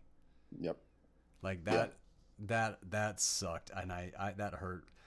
Um, but the moment in the bar in the after party after that show with Ben Stiller, and when Ben goes to the bathroom, and Jack turns around and he's like, "What are you guys doing?" Like, asking my question. They're like, "What do you mean? We're," and then Samantha gets up and, like, I don't feel like being scolded. It's like, how egotistical is this group of people? You know you're doing wrong, and you're just hating on the guy who points it out, just being like, dude, when your friend tells you to check yourself, Yeah. check yourself. There's a reason your friend is telling you that. Like, it's like, especially if he waits until the person leaves. He's not Right, yes. doing it in front of person. He's not shaming you. He's literally trying to be like, dude, this is not going well. We need to pull up. Like, Yep. Well, and that's essentially, that's what it comes down to. That's what this movie is about. This is a movie about how creative people sabotage themselves and keep themselves from what they want in yeah, no, like this was it was good. It was good. I got it, and I gotta say, so, and Samantha just had my gut in knots as she runs away and searches for a new surrogate family. Like, she Right, yeah. leaves the people that are a little bit older, her age, and she goes and finds this group of kids, and then just in the Her middle of the students, yeah. bar. Oh, that was her students, right? Okay, Yeah. yes. So, and in the middle of the bar, she's like, "Oh yeah, you guys are failing, but you're failing together. This is great." And she just, her little journey was very, very painful for me, because she literally was just bouncing. She was running away again, which is what Miles said how she got her start in the group, was she ran away and then, like, kind of stumbled into it. And but and she's just continuously running away, and she kind of stumbles up. And where that Well, I don't know does if happen, I don't know if it's stumbling up. I think because, remember, she's put in charge of the class because Birbiglia can't handle, he says, "I can't handle my students being more successful than me, so I need to focus on me. You take the class." She reluctantly takes it, and then over a series of time, basically kind of the same way she fell into the improv group in the first place. She just happened to be there. It worked, and she learned on the fly, like she did the improv, and now that's her new thing. She's I mean, now. that's really true. She didn't really have a story in this. The story happened to her. She didn't actually do anything. Right. Like, she Actually, that's a really good point. Her character is not someone going on a journey. Her character is a person who is actively trying to resist the journey because she's happy where she is, and that is the message that her character portrays. Like I was mentioned before, she's trying to tell everybody, "I'm happy where I am. Stop trying to rescue me. Stop trying to make me, do more. I like this." I mean, it's basically like I just said, like I just described, the glory days of high school theater. Look, yeah. it's a weird thing to admit, but if I thought I could have stayed in high school theater my whole life, I probably would have, because it was perfect. There's fun. At that point, every single person in that high school production knows they're not going to get paid, knows they're not going to get a big break, knows that this is for extra credit in English class. Like, No they one's going to see know it but our parents. it's just for fun, and Right. like, and that is the magic in that. And Yep. it's really incredible if you can find yourself in a situation where you can have that kind of fun and that kind of magic in a professional setting. I never saw it. I never found it. No, yeah. And No, that is not true. unfortunate. Not true. Leverage. That fun I had with Jonathan Frakes and Aldous Hodge, like all of them, Oh, they okay. felt fun. Yes. So yeah, we talked about this already with Miles looking for a purpose with asking to be a dad. Mm. I did not think that was actually going to work. I did not think he was No, actually that going to be that dad. I thought she Yeah. was going to be like, and Yeah, how are like, you going to provide for a child? Like, I yeah, was we don't even, expecting some and stuff like that. we don't even find out how. Like, to our knowledge, he is still unemployed at the end of the movie. Like, that's Yep. the thing. I mean, we literally we have no idea. Um, But then again, maybe it wasn't about money. Maybe he was looking to be a house husband because she clearly has money. She was literally in the middle of a globetrotting tour when they met. that's right. That's right. Yeah, So she did mention that. maybe, yeah, like she's like wherever their hometown was. She was coming to New York on a trip. She goes to Brazil, gets knocked up, comes back to New York. That's the that. So you know, she's clearly all right on her own with her money, whatever this Sure. Stella got her groove back trip she's on. Um, but so yeah, maybe that was it. Maybe he was thinking, well, improv isn't working out. Maybe I'll be a house husband. Which, you know what, I've seen that, and those are I've seen that happen, and those guys are pretty happy. It's pretty weird how happy they are to just be domesticated. I don't think I would mind it too much myself. I can't imagine that I would either. I mean, Yeah. really, I mean, what's the biggest complaint for most men? We gotta put in 40 to 60 hours. We deal with all this. It's not not very thankful or like that. Hmm. If you didn't have to do that and you actually got to spend time with your family, that's not Yeah. something that most men get to do. No, yeah. But actually, to be one of the men out there that actually gets to spend time with your family, that actually does sound nice. Yeah. Uh, Here was my okay. The desperation to keep the theater alive, and then everybody turns on Jack in just kind of a despicable way, trashing his comedy, trashing his performances, all of this stuff. And this dude is out there still working for you, Hmm. and the anger that they all feel, and all this, like, good God. But they don't see it. I think to a certain degree they're getting suspicious because even though we know that he is doing it, like he did step into Lorne Michaels' office and drop and try to give the and like even watched like Lorne Michaels respond by going, "Oh, you want me to read your friend's stuff, huh? How about I go ahead and cut you from a sketch and then Yep. threaten your job?" And like he put it out there.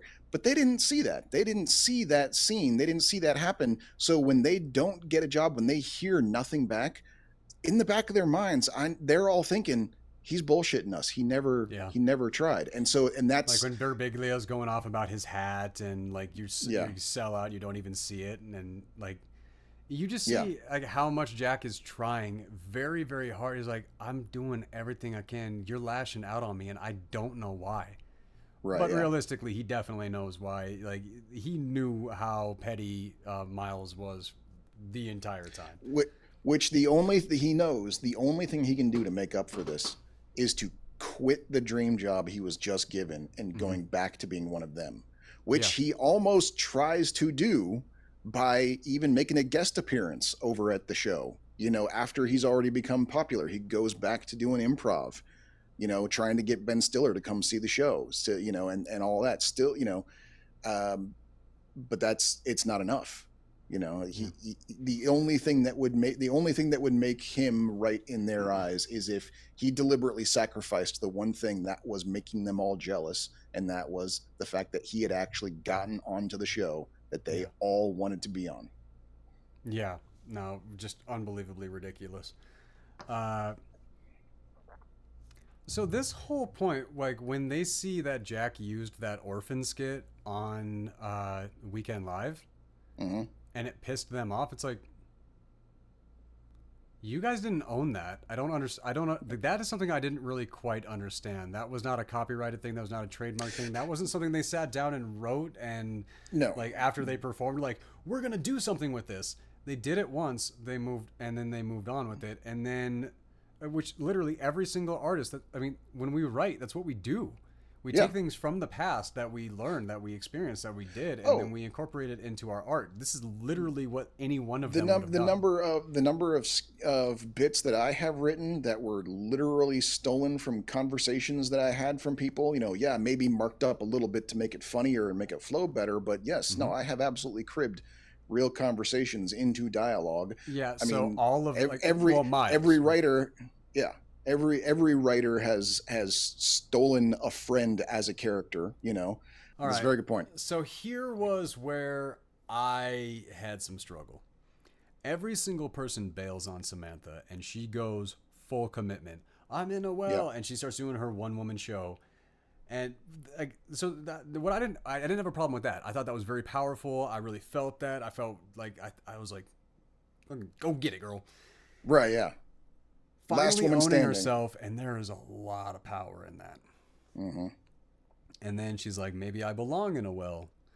And when she's talking to Jack, and she says that to him, and she tells him, I belong in a well, and we both know it's over, and that's okay. Yeah. That probably a moment that should have made me cry. But Well, and that's even preempted. You kind of even see it coming because the show that we see before that, they've established that they've got a tradition that there's this wooden bear at backstage that when they leave to go on stage, they all pat the wooden bear.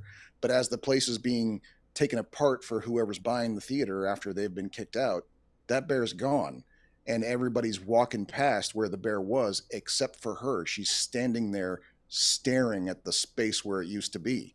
Like, she really is someone who was like, I was happy. I was so happy with how things were, and everything's changing without my permission, basically. I don't want to change. I don't want to be on TV. I want to keep doing this with these people, but everything is going away and I can't do anything about it. Yeah. And fucking A, boy, do I feel that, Yeah, I can feel that. I can see that. Because at the same time, we're talking about live improv, something that very few people have any respect for. Yes, there are tons of people who will go and pay $5 to see the show.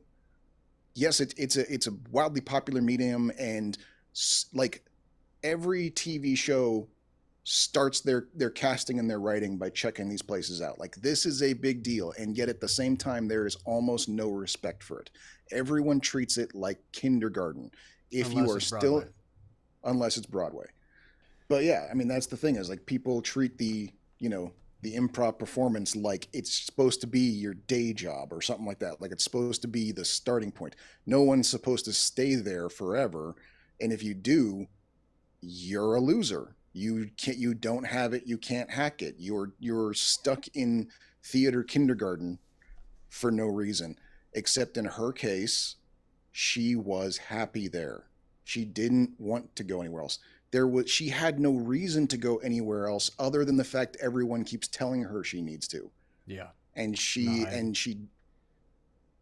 there's something to be said for that, and that's more of a she actually found peace. She found happiness, and but the problem is the world doesn't stop moving. No. But that's kind of like, that becomes, if I wanted to get political, this would be where I start in with, my communist rants about the, support of the arts and why everything has to be commercialized and stuff like that. And about how the only reason she can't stay there is because of capitalism. She could be perfectly happy staying there doing improv forever, if not for capitalism. Yeah. I mean, but the other side of that is, if it wasn't a democratically run republic under a capitalistic structure, maybe theater wouldn't be allowed. I mean, there's ways to talk about that. Oh, and that's the thing. There's, I mean, dude, that's 5 different books in and of itself. You can have different realities going, because that is the thing, because we have a democratically run republic, and we have theater and freedom of speech and freedom of expression and that. Sure. However, we could democratically outlaw theater. So even under capitalism and all that, if something happened and all this, we could wind up outlawing theater, and the entire medium would disappear. May be true, but you want to talk potential writing stories. Yeah. The Dark Knight event, the people coming in, like the school shootings, all this stuff. people went in and started doing that in theaters across the country, and the Oh, sure, response yeah, that they had is they shut down theaters. That is a yeah. very believable setting. No, that's true. But for the same reason, capitalism could choose to shut down theaters just because they're not profitable, and that's literally what Well, happened. that's to this what theater. that's Yeah. what happens to individual theaters. But I was talking like a marketing across the board type deal. So my last note on this movie is just basically where they all wound up. Miles becomes a dad. Allison finishes her book and doesn't get picked up. She sends it off. Her Yeah, we don't arc know here where it's ends going yet. Is Yeah. actually just the fact that she finished the doodle book that she'd been working on for 9 years. Exactly. Yeah. Yeah. For her, the journey wasn't about getting successful, or the journey was about actually finishing something and sending it off to be Overcoming her massive amounts of self-doubt, which was a story pretty much played in the background, but her insecurities and self-doubt dominated that character. Absolutely. Yeah. Samantha, I think she got like a grand total of like 20. No, not even that. She got like maybe 10 minutes of herself screen time of telling her story with explaining and realistically, like most of the cuts to her were her just being awkward and just rambling on. Yeah, Which and honestly she is kind of the genius of Kate Micucci. Like how she does that and makes it hilarious, I don't know. right, yeah. Like And that we is got a full talent. story out of that with almost nothing, so little dialogue, an almost background character, while also portraying why she's in the background, because she's awkward and nervous and scared of everything, and except for when she's on stage, of course. When she's on stage and they're improvising, like the guy says, I got a superpower. I get on stage and I kill. Like they're all like that. And the fact that her entire journey from all that awkwardness and just finally finishing her book and sending it off to be reviewed, published, who knows what. She's sending it somewhere. It's a big, huge step for her. That whole journey we saw for her with the most minute amount of screen time. Fucking brilliant. Very well done. And that's not just in her performance, but also, with storytelling, editing, and directing craft. The fact that we were able to get all of that so clearly from the camera, Mm-hmm. Samantha becomes a teacher. We discussed that quite a bit as we were going. Yep. Jack winds up busy. Bill opens the theater that his dad bought, and was a porn studio, which, as that turns out, is the true story of Uptown Citizens Brigade in New York. Upright Citizens Brigade. Upright Citizens Brigade. So Amy Poehler was one of the first people that started that, and apparently they were in an old porn shop in like that theater, and one of her first jobs in renovating it was pulling out used condoms out of the toilet. So that was so apparently that's connecting it very much to real world. Paid her dues. Amy Poehler has paid her dues. And I don't know if there are any Amy Poehler haters out there. I've never met one in my life, but if there are, she's paid her dues. She's earned everything she's gotten.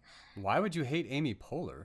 I don't know. I just assume, there's 7.5 billion people in the world. All right, fair. Yeah.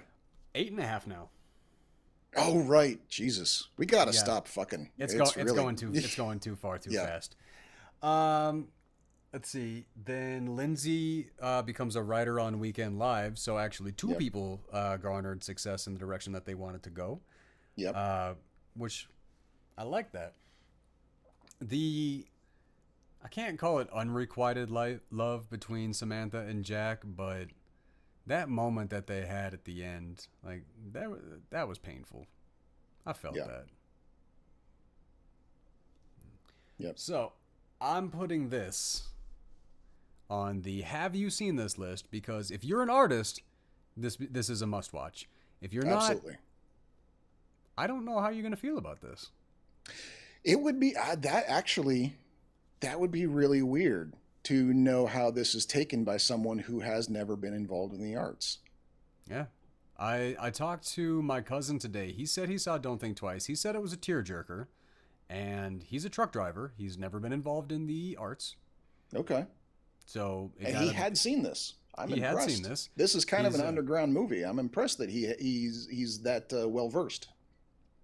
I was a little caught off guard too, because big, like 240-pound tough dude, tough man, talking to me about crying over an art movie.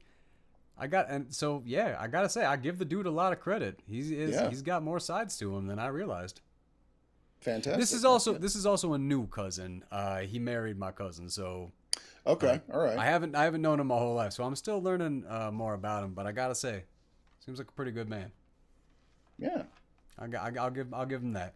All right. So, what are your final thoughts on Don't Think Twice? Well, I mean, same thing. Absolutely, is one of the reasons why I recommended this to the show is because this is one of those movies I think everyone should see.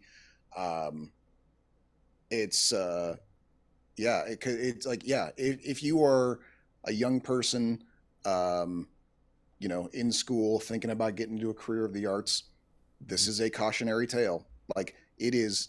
These are the people you're going to meet. This is the life you're going to have. Yeah, like I told you, my buddy who, like, he knew I was in a couple movies and TV shows. He's like, man, I thought you were like rich and you had made it and all this. It's like, no. Dude, no, nobody is at all. Like, not even a little bit. Like, but apparently that's what people think. Like, you get a couple gigs and they're like, man, he's rich now. Right. That's what they think. That is not the case, y'all. No, yeah. That's what that's why the unions have to go on strike every 5 years, is because they're always just barely getting by. You cannot tell me that. I'm a little curious about this, I guess. Were you hoping for a Dr. Horrible 2? Maybe a little. I had that hope because we got the last one during the last writer strike, so I thought that's what was going to happen this time. But I don't think Whedon's out of I don't think Whedon's out of director jail yet. So, he belongs there. Do you want to take a few minute break before we switch over to Requiem? I absolutely do, because we've been talking about Don't Think Twice for 3 hours now. I gotta pee. All right, we'll be back. We'll be back in a minute, guys. So, switching on to this about the heaviest movie that I've ever seen. This was rough. This was absolutely this was one of the roughest things I have ever watched. Requiem for a Dream. Written by the book was written by Hubert Selby Jr. The screenplay was written by Hubert Selby Jr. and Darron Aronofsky. Darron Aronofsky, also known for The Fountain and Mother. Did you watch Mother? No. I realize that this is probably going to lose me a lot of credibility in the film fan world, but this is only the second Aronofsky film I've ever seen. Well, I mean, there's not a huge amount of them. I mean, you got Pi, you have Requiem, you have Fountain and Mother. I mean... there's also Black Swan. He did Black Swan? Mm-hmm. Most recently he did The Whale, which I have heard a lot about because apparently Brendan Fraser really fucking kills it. I really want to watch that. We should cover that. But I mean, like, I'm not overly familiar with Aronofsky's work because honestly, the only one that I've seen, because I haven't seen Mother, and I guess I saw Black Swan, but it didn't feel like this.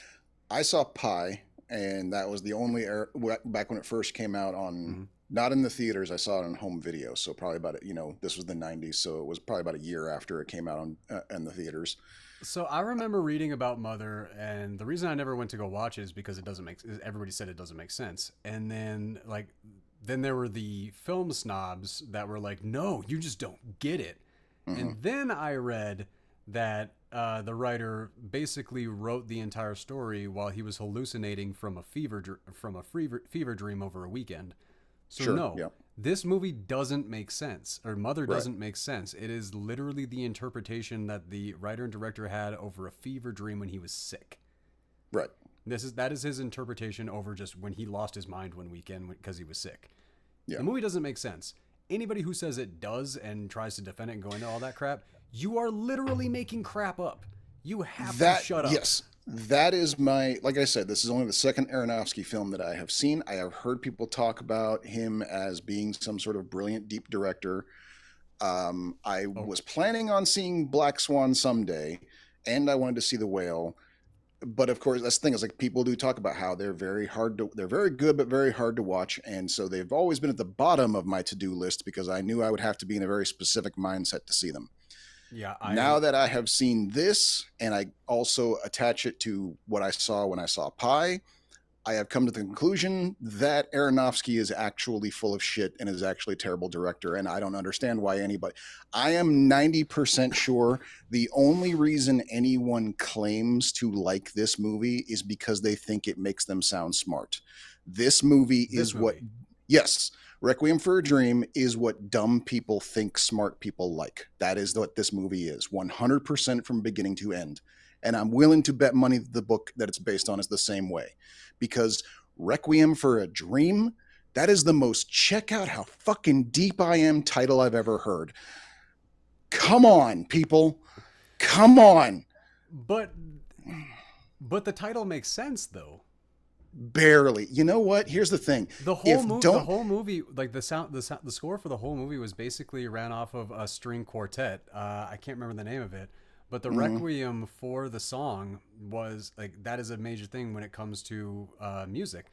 And building through this entire movie, the quartet starts off very quiet, but it gets louder and louder as it's going to the end. And the end of this movie is all about everybody pursuing their dreams and what happens out of the repercussions of drugs. If Don't Think Twice, if Don't Think Twice had been called Requiem for a Dream, it would have been better. You did tell me you had a lot of negative things to say about this, so I gotta come a little bit prepared, because this movie emotionally shattered me. It completely destroyed me, and I have to give Aronofsky massive credit for the ability to do that, because not a lot of movies can do that. I will shed a tear or two for a good story, a good movie, a good moment, but to have a movie absolutely shatter me, that takes some doing. And he really went there.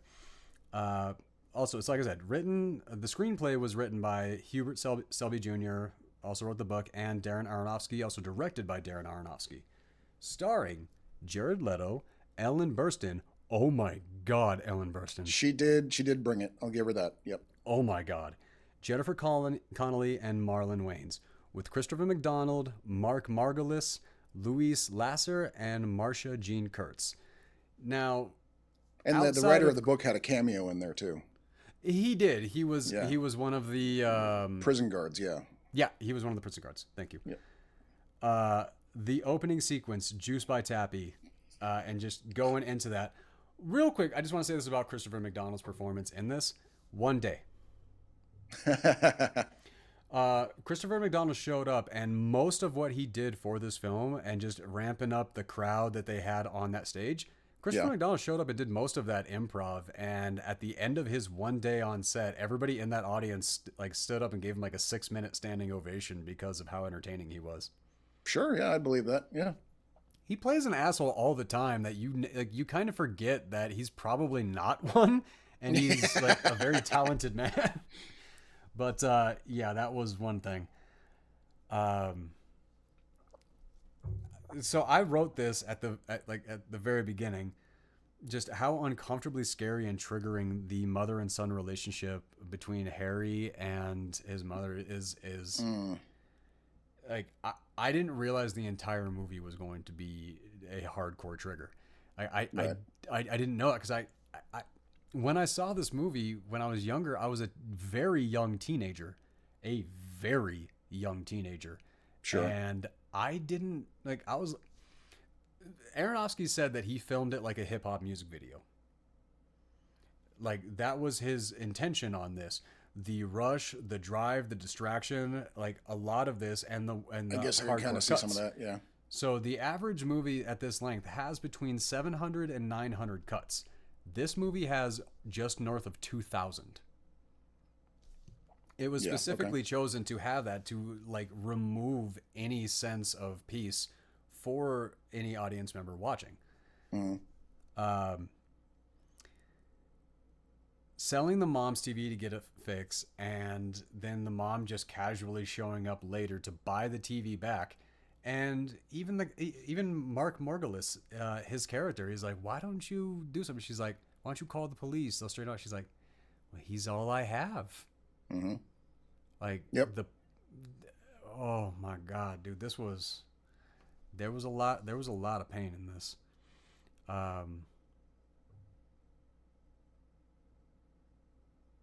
Right. Okay. So she sits down and dives into another distraction, because that's all that her character is. It is nothing but distraction and just trying to avoid certain truths, trying to remove herself from things. Very much perception is everything to this woman. Yeah, sure. And very painful to see that. When she got the call, though, to be told that she was going on television, she got very excited. I thought it was a scam. I did too. Yeah, honestly, I 100% thought it was, because I remember getting those scam calls, like, you're going to go on a TV show, you won a cruise, like all of these things. I remember that from that time. So I thought it was But at the same time, and it was, I remember, like, later on, I was like, oh, right, that is also kind of a thing. Like, I know people who have been basically tapped to, I know people who have been tapped to basically be like call-in guests on radio shows, or to go be on a game show or something like that. Like, they have agencies in our cast the same way any TV show or actor is cast.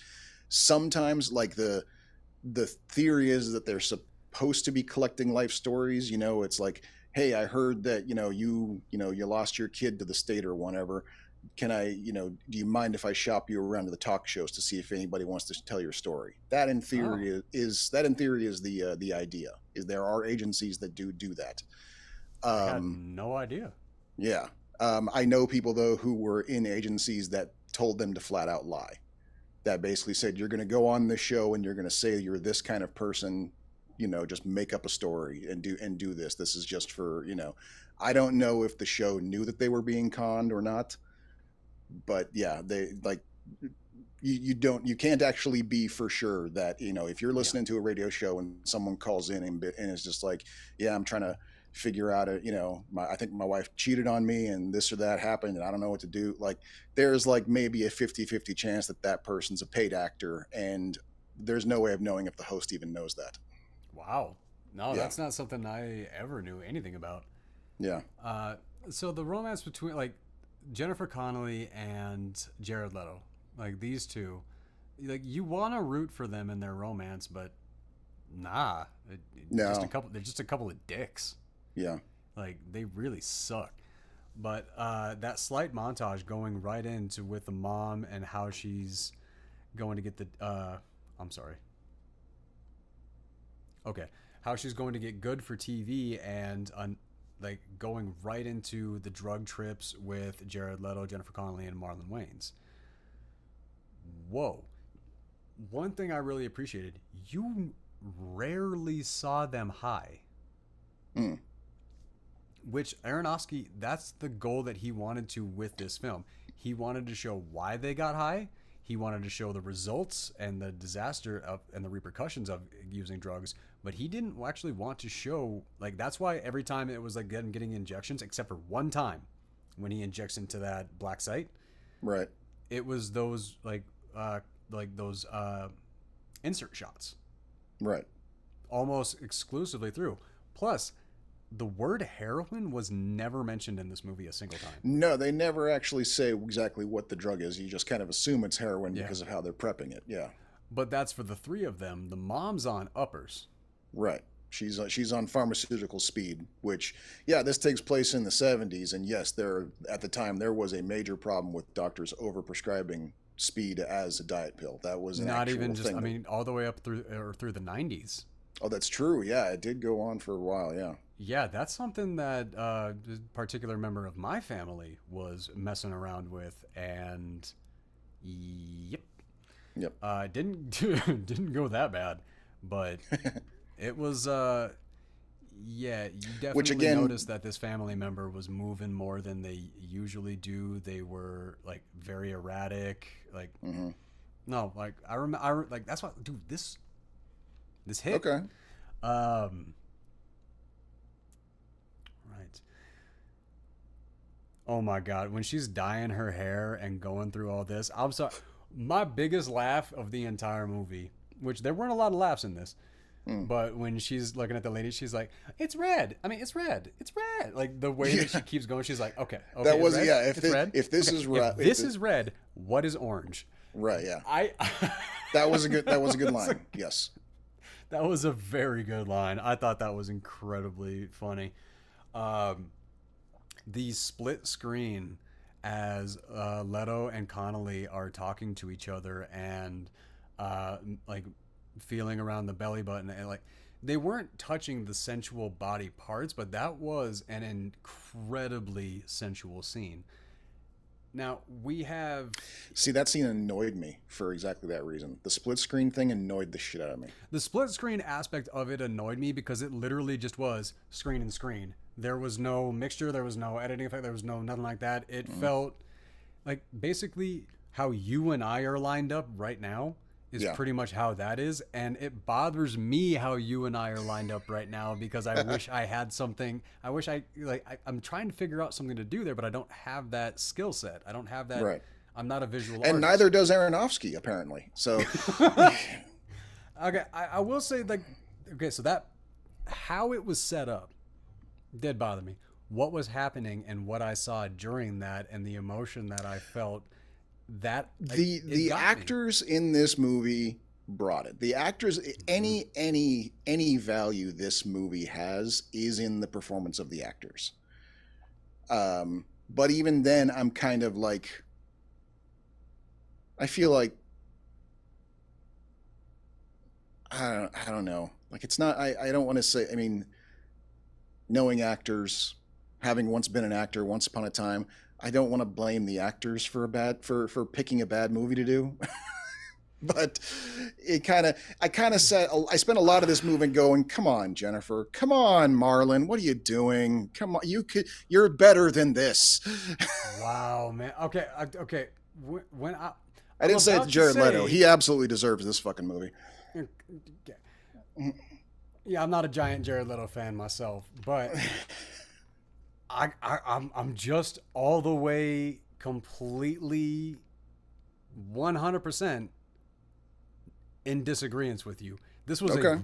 this was a wildly powerful movie. It makes sense to me that this has made it to the 100 movies that you must see before you die list.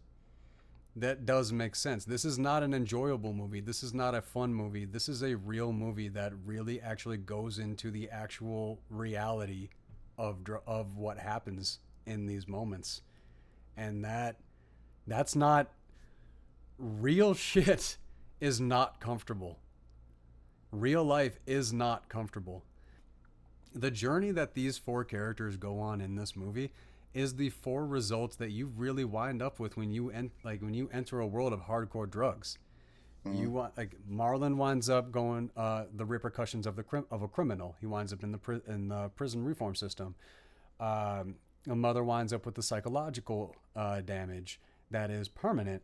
The Connelly winds up with the emotional damage, and now basically she's a crack whore. And Leto winds up with the physical damage. He loses his frickin' arm. Mm-hmm. Four completely wildly realistic versions of what happens when you would go down that road. He pulled no punches. This story hurt. Mm-hmm. Okay. And you got to be a certain kind of dude. You got to be a certain kind of filmmaker to one, go there, and two, have it land. And this landed. Okay. Maybe just me. I didn't feel anything landed. Like I was thoroughly annoyed by every second of this movie. Thoroughly annoyed. I hated this movie. Well, I hated it because of how real everything I was watching was. So that's the thing is I hated it by how contrite the whole thing was. By, like I said, this was Aronofsky, in my opinion, is not a good director, but he was trying to do all the things he thought good directors do, with all of the weird cuts and the side and these weird sound effects and the shift focus and just fuck it, let's turn the refrigerator into a giant puppet monster.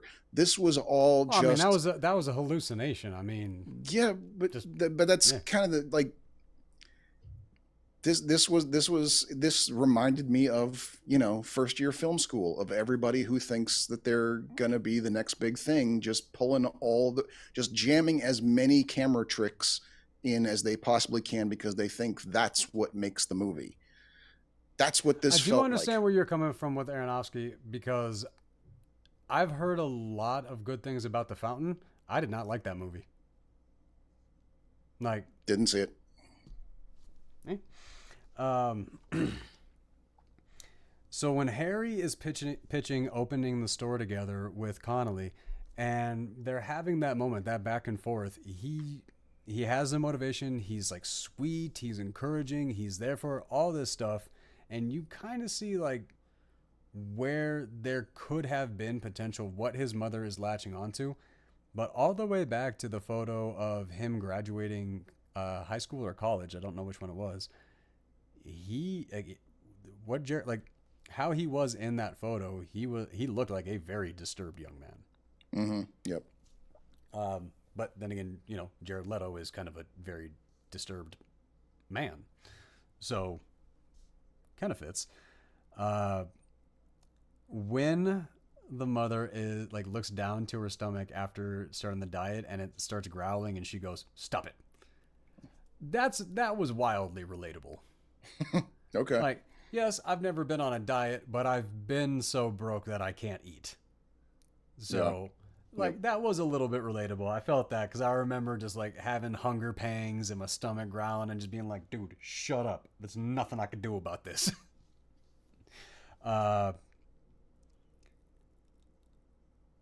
Right. So when Connelly is looking into the mirror, she's standing there fully naked. She's looking into the mirror and she is looking at realistically a very, very beautiful woman looking back at her. Mm. But she sees nothing. She feels nothing. There is nothing about that until she gets high. Then she has that moment of elevated, I'm beautiful. Like, she could not see or feel who she was unless she was actually back on drugs. One of the things that Aronofsky said when he was like when I was like reading up on this, Marlon or okay, yeah, Marlon, Leto, and Connelly, their drug is all heroin. Mm-hmm. Plain and simple. You're right. Marlon's drug is also trying to honor his deceased mother. Like, I'm going to be successful. I'm going to be there for you. Like, that is also his drug, trying to attain that. Leto's drug is like also heroin, but also he has that moment where he's trying to succeed for his mom and not actually succeed, but he's trying to just lie and say that he's successful. He's trying to do that. Yeah, no, I think mom. he's just I think part of it he is just trying to atone to his mom because he's realizing how shitty of a son he's been, and because once he does buy her the TV, he never thinks of her again. His entire motivation is Jennifer Connelly. He's trying to make her happy. He's for once he's I think once he's like, bought well, an then apology gift for his mom. How do you justify the scene where he's bawling his eyes out after he sees that his mom is addicted to uppers? He's in the cab and like right after he finds out his mom is addicted to uppers and he is bawling his fucking eyes out. Yeah, and then he gets high and he never talks about her again. Yeah, that's the But drugs, dude. yeah, Like, that's not him. Like, he's using the drugs as avoidance and everything like that. But what he saw happen to his mother, like, if you don't care, you don't crack like that. I mean, sure, it's the kid's mom, so maybe to a certain degree, yeah, it feels bad, but he doesn't do anything about it. He never comes back. He bought her the TV, the TV's delivered. He has an argument with her about being on speed while trying to give her the TV and trying to make his amends. And then he bails and he never comes back, never even mentions her again. His Well, that was entire towards the end focus, of the movie, though. his entire focus is just on, well, it's about getting the next that big score once things start to dry up. But basically, the only other person he's concerned with at that point is Jennifer Connelly. He's trying to do right by her more than anybody else. You do realize that there are no good characters in this movie. Oh yeah. Yeah, like there's you're not supposed to fucking root for anybody in this movie. No, I get that. But You kind of hope that the mom. Right. Well, my point is, when you're talking about motivations wise, like with Marlon's character, it's the drugs and then also honoring his mom. I'm saying with Leto's character, his mom isn't part of that. His motivation is the drugs and Jennifer Connelly. Okay. The mom is a side quest at best. Okay, I'll give you that. Yeah. Then, so Connelly, I struggled with her character more than anybody else's character, because that they're all druggies, they're all junkies, right? But Marlon was the most sympathetic one, right?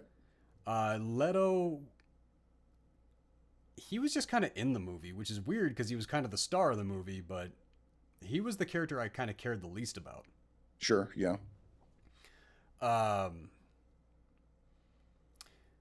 The mom, hard victim.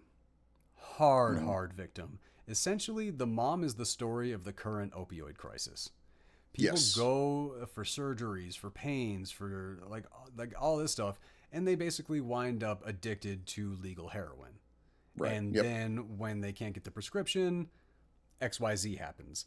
So what happens to the mother is a true like horror story of circumstances. The other three characters did it to themselves. But at the end of the movie, there is only one character that has any hope of redemption. According to Aronofsky, but I do disagree. Which is, like, it's weird that he only put it that way. And I'll explain why when I get there. Yeah, all the mothers, all the older women sitting in front of the apartment building on their lawn chairs, just talking and all that. I just kind of wrote the note. I was like, so this is what they meant when they would say the hen's clucking.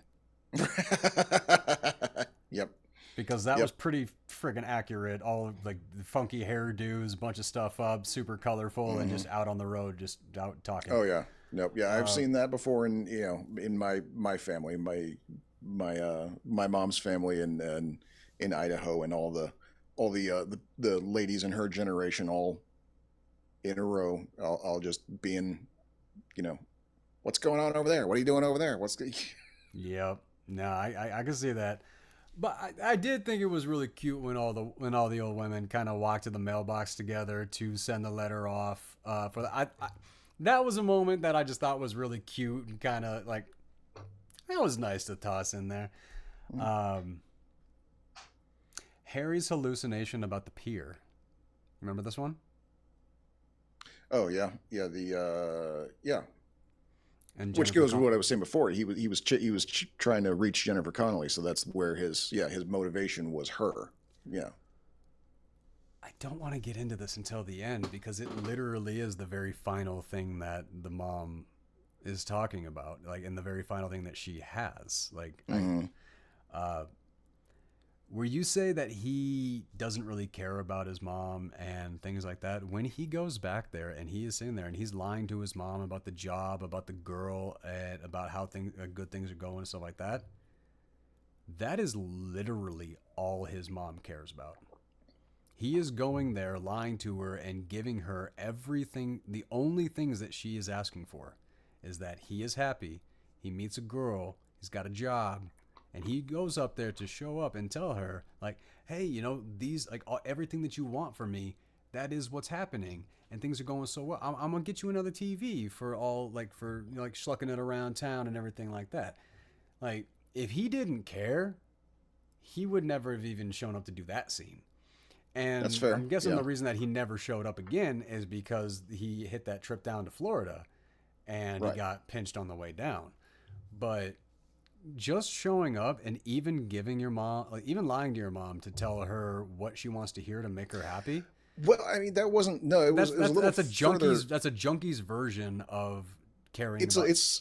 it's a little further down because if I'm remembering correctly, he bought the TV when things were good, when things were up and they were making money. And then it was right after that that the gang war started, and that's what dried up the supply.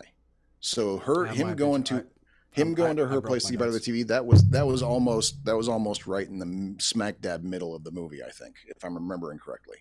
I didn't put timestamps on my notes. And then the mom's hair is just like bright red. Like it went all the way out of control. The doctor's appointment where she goes to get those diet pills.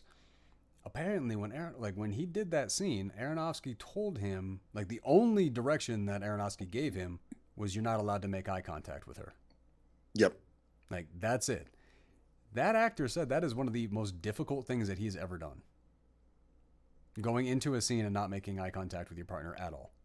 Mm-hmm. I can see that being a little bit tricky. No, yeah, that's rough. Yeah.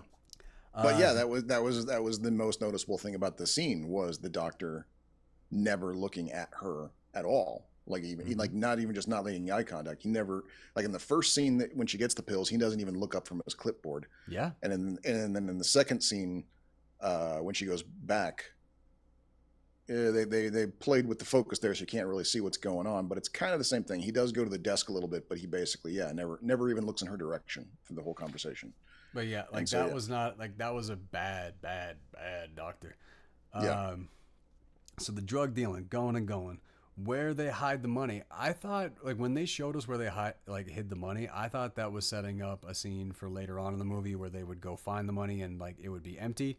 I thought because otherwise I didn't even know why they showed us where they hid it. Right. It didn't make a lot of sense to me.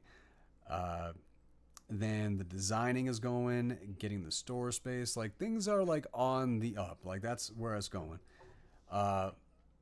Then I wrote that because this I wasn't sure. I thought that it was heading towards the diet pills thing, but then yeah, because I even wrote I was like diet is going, and then I wrote diet pills. Is she jacked? Like because like I said, because I couldn't remember, and Tyrone looking into the mirror and just flashing it back and forth and just really being into this new mirror that he got and all this. And then the flashback to his mother where he's like jumping into her lap and saying, I'm going to be successful for you, Mom. And he's like, and she's like, you don't have to be anything other than just you and all this. Mm-hmm. And that was that thing. Like, and I felt that. He was pushing. He was trying to get success. He was trying to do all this because his mother like died.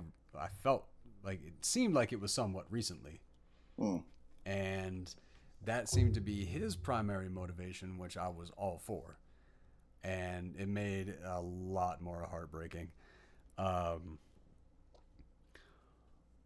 We talked about the sex scene in Bound. Right, dude, that was hot. This sex scene in this movie was freaking hot. Disagree. I thought it was kind of boring. I mean, don't get me wrong. I thought, you know, the people involved were both, you know, it was picturesque in a way. It would have made for a good painting, but the scene for itself, yeah, I found it kind of boring myself.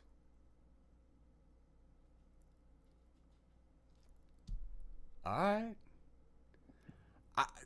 But at this point, we're halfway through the movie, and I've been annoyed to shit by everything else going on. So bored is actually an improvement. I guess, man. Yeah. So, wow. So yeah. So Sarah, the mom, zooming around the house and zeroing it. Like this is what we're talking about with the movie, the television set showing up. Mm-hmm. It was really interesting watching him be annoyed at trying to talk to somebody who was drugged up. Mm-hmm. Okay. And then seeing like the weight that was like, it was hitting him. Like he's like, "Mom," and then he turns around and he hears her grinding her teeth, and you see that kind of wash over him. And when he turns back around and looks at her grinding her teeth, that's when he finally keys in on it. And when he leaves that place, like, he is completely devastated. He is in the back of that cab, and he is crying. He is like everything. And then, like you say, it goes to a transition where it cuts and shows that he did some drugs. And then he goes right into the escape, which, yeah, like that's the whole thing. You're who you are, how you feel, the right ways that you feel about something. The fact that he feels guilty about not being there for his mom and what she has gone through, everything like this. That is who he is. Then he gets on the drugs, and he's not him anymore. Like, he used that to escape how guilty he felt, how heartbroken he was about his mom. But that's who he was. That is who the character was. The character was the one who actually cared about his mom, who wanted her to be proud of him, to be happy, and to not be on drugs and messed up. But it was once he got on the drugs, and it was the addiction that went that way that took those elements away from his character. Like, the hard antagonist of this movie is not any of the characters, maybe Keith David, but outside of that, it's just the drugs. Yeah. Which is not something I think I've ever seen before. You always have the drug dealer. If we stop this guy, it stops the problem. Oh, sure, like, yeah. All this stuff. I don't think I've ever seen a movie where literally the substance was the antagonist. That's a very good point, yeah. Like, I thought that, like I said, I don't use the word brilliant very easily. I thought it was brilliant. Like, you literally, because the entire time you wanted to hate a character, but there was no character to hate. It was the decisions the characters were making. That's what we hated. Okay. Like that. Like this was a different kind of movie. Okay. Do you see? Oh God. Okay. So this. Did you notice that when Ellen Burstyn is giving this speech? Did you see where I sat? Everybody likes me. It's a reason to smile, a reason that makes tomorrow all right. Why do I do the dishes? There's nobody to take care of. There's nobody to care of. There's nobody any of this. Why am I doing all of this? Yeah. The take that wound up in the movie. Do you know why she veers out of frame at the end of it? Oh yeah, I did read about this. Yeah. It's because the cameraman started crying and fucked the frame and fucked it up. Yeah. Yeah, he started crying and fogged the lens. So Aronofsky, he called cut and he went over. He was about to ream this dude, and then he realized what happened, and he had to back away from the camera. He had to back away from the lens because he couldn't see anything. And Ellen Burstyn did that scene 3 different ways, and they could not cut it together because she did it 3 distinctly different ways. So you couldn't take a cut from another take. I'm not sure I buy that. Man, you really drinking the haterade on this one. What? You cannot like the movie, but how can you not buy? What do you mean? Because that sounds like something who wants you to think their movie is more deep than it is would say. That sounds like one of those Hollywood stories that someone would make up. I'm not saying it didn't happen. Ellen Burstyn got what everybody says is she got snubbed at the Oscars that year because she didn't get an Oscar for this performance. So I cannot agree with that. I mean, I'm not saying that she wasn't good, and I get that, but yeah, the why did you swerve the camera off to one direction?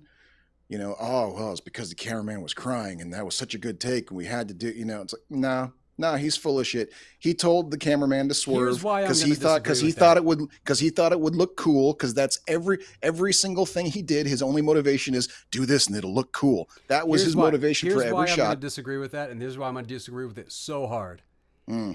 That is a story that says that the cinematographer can't do his job.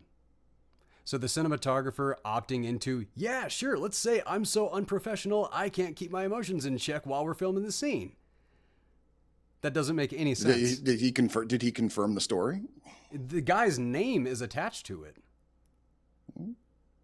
So Okay. if that's the case, then there's like if I was the cameraman and like the director tried to say that, oh yeah, this guy couldn't keep his shit together and everything like that, and that's the take we wound up having to use, you're like, fuck you, that's not what happened. Like, All right, that's fair. So All right, I'm yeah. gonna fight you on that tooth and nail, because there's no No, way that this guy would not that is a correct that. that is a good point. That is a good point. All right. Uh, I still don't buy it. I'm not saying I have any evidence. I'm just saying I've got no reason to believe a damn word Darren Aronofsky says, because he's clearly a fraud.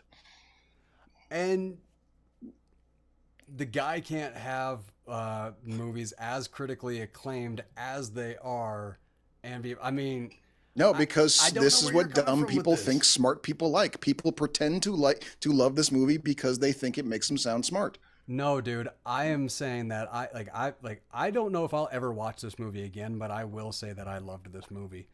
How real it was, how much it affected me, and it's not because I think this is what smart people are like. I'm saying it's because this is one of the realest fucking movies that I have ever seen. Mm, Like the I effects disagree, the man. effects that go Maybe with the drugs. maybe the stories, to a certain degree, I get that. There was especially, in the late 70s where this has taken place. Yes, there's probably a lot of realness to the story, but no,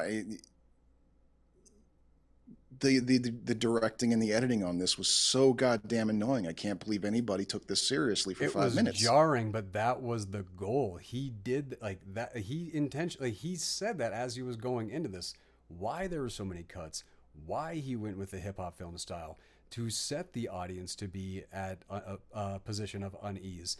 All the things that you're saying that you hated, I can understand that you did not, that they didn't land with you, but they were intentional. And they did land with a lot Oh, of I'm other sure that people. they were intentional, but not with any real purpose. No, he was doing it because he thinks it's what clever directors do, just like every other first-year film student. Dude, he was like 50 when he made this I'm movie. saying he hasn't gotten any better because he's a fraud.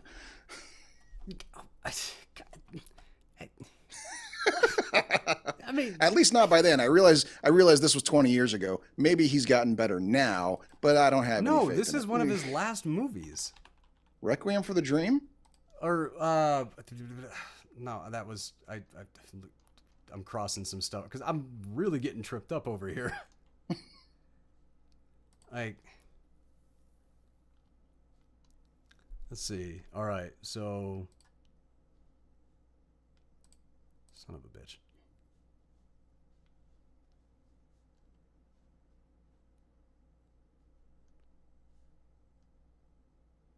Okay, so all right, so when I looked up his credits, I was looking at writer. I was looking at his Mm, stuff from being a writer, but you're right. He has been busy. yeah, He has continued to go. Uh, okay, no, The Wrestler was a good movie. didn't see it. Well, that's yeah, but I know you're not going to take my opinion and me at my word on these things based off of how different we're coming into some of these things, but I I I whoa.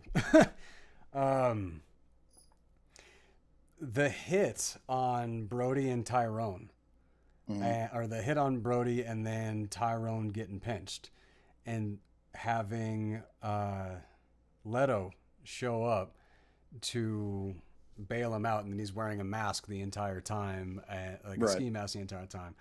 Like, it took me a minute, but I keyed in on why they did that, and I thought that was a very smart inclusion. Uh, Having the mom be drugged up and just staring at the TV, she's getting used to her dosage. Like, she's getting used to it, and now she has to, like, and the only thing that I've ever done is weed.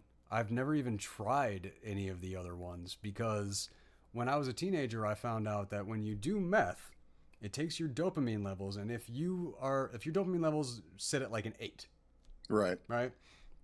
When you do meth, it cranks it up to 12. and then you crash and your dopamine levels go down to 2, but they don't settle back at 8. Right. Your new normal is like 6.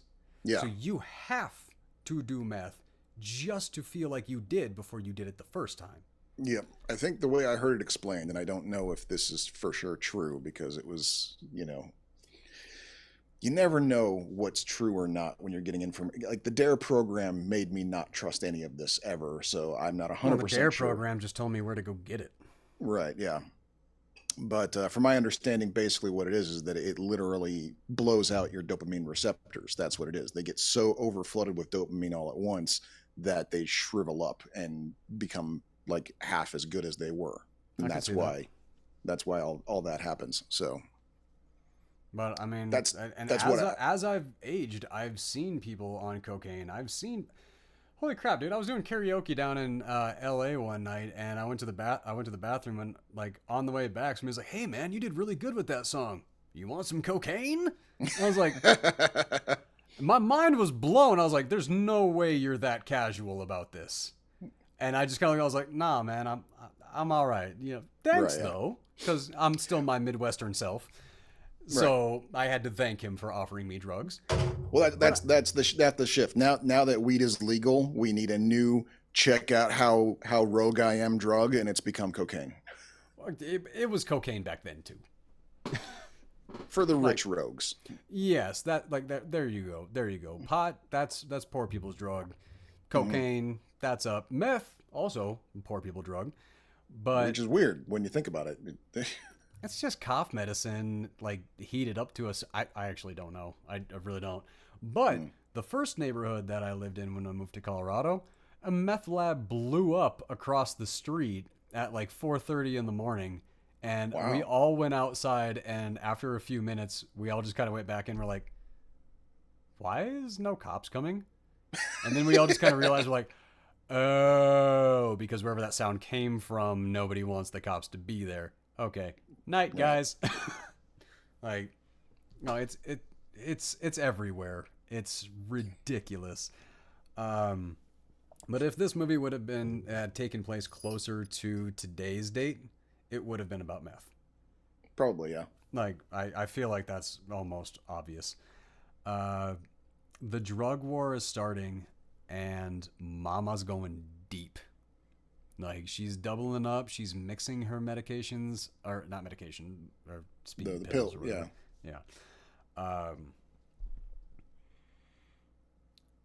The withdrawal, like having Connelly wake up in the middle of the night from withdrawal symptoms and a bad dream, and then being like, "Hey, maybe we should," and then he's like, "No, we shouldn't. We don't have enough." And then, like they hit it, and then they go back to sleep. And then the next day, she's just all blaming him for them being out. Like, see, those were the things that I was like, okay, she is the least sympathetic character of any of these three. Right, yeah. Maybe the second least. I don't know. I mean, I didn't give a shit about Jared Leto's character at all. It was tough to be sympathetic with anyone other than the mom. Yeah. Excuse me. I did feel for Tyrone. I had those moments because I felt like I had a little bit more connection to Tyrone than I had with any of the other characters. Okay. Like Tyrone is trying to appease a parental figure who is gone. There is no achieving that. But I do understand trying to make a parent proud when that parent does not exist. So that, like, I connected to him a little bit. Connelly's character, she was a rich kid who just wanted to do drugs and all this. Like, she literally chose that life 100%. So sure, yeah. And to a degree, they all chose it. Yeah. But she had many other opportunities and routes that she could have taken. She's just, I like drugs. Mm-hmm. Yep. So that's where the sympathy gets removed from that character. That is true, yes. Yeah. But then, yeah, but having Burstyn go to the doctor again, and she's tripping. Her tolerance levels have raised. All of these things are affecting her, and it basically explains the entirety of the opioid crisis. Mm-hmm. You go in, they don't pay attention to your needs, they don't see what's going on. They're like, okay, this person needs pills, next person. Right, yeah. Which, like, going back to the whole capitalism thing, it's about turning the machine. It's not about fixing the problem. Exactly, yeah. And yeah, I will see with that.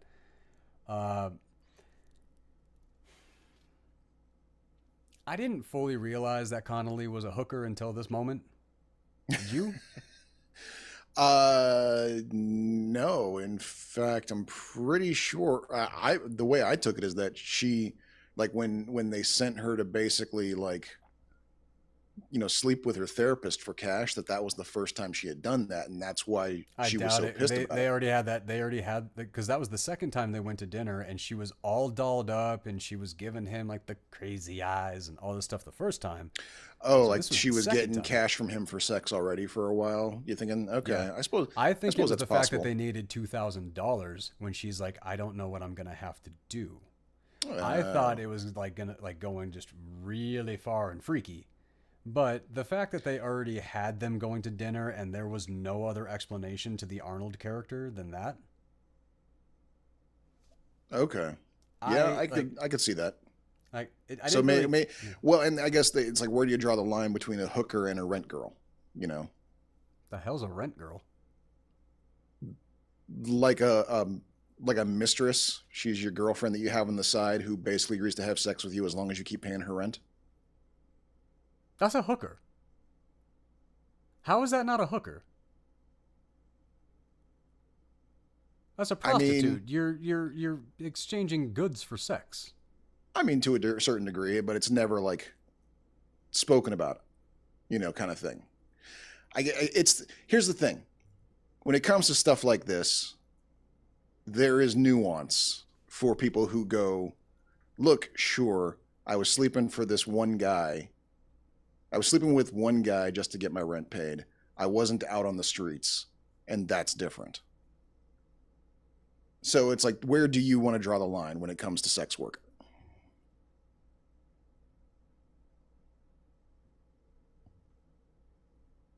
But that was my take. Was that she wasn't a regular hooker. She was at best just maintaining a relationship with this one guy as, a way to score some extra cash every once in a while when she needed it. Because her parents. You just described a hooker. That is a world I don't know much about. You just said she has sex to get hooked up with cash every once in a while when she's. Okay. Look, I'm not going to sit here and like split hairs because it's not like I have any personal experience on it, but basically my take was that, yeah, it was an unspoken agreement kind of thing. It's that whole sort of like, maybe the first time she slept with him, because she had nothing better to do. But then he like said, hey, here, let me go ahead and throw you some cash or something if you're hard up. And then she just sort of kept that ride going, not because there was an agreement or an exchange, but because, if I break up with him, then I'm out this money, and that's basically it. So they're like kind of sort of an item, but it's more like, I'll take your daughter for a cow kind of thing than anything else.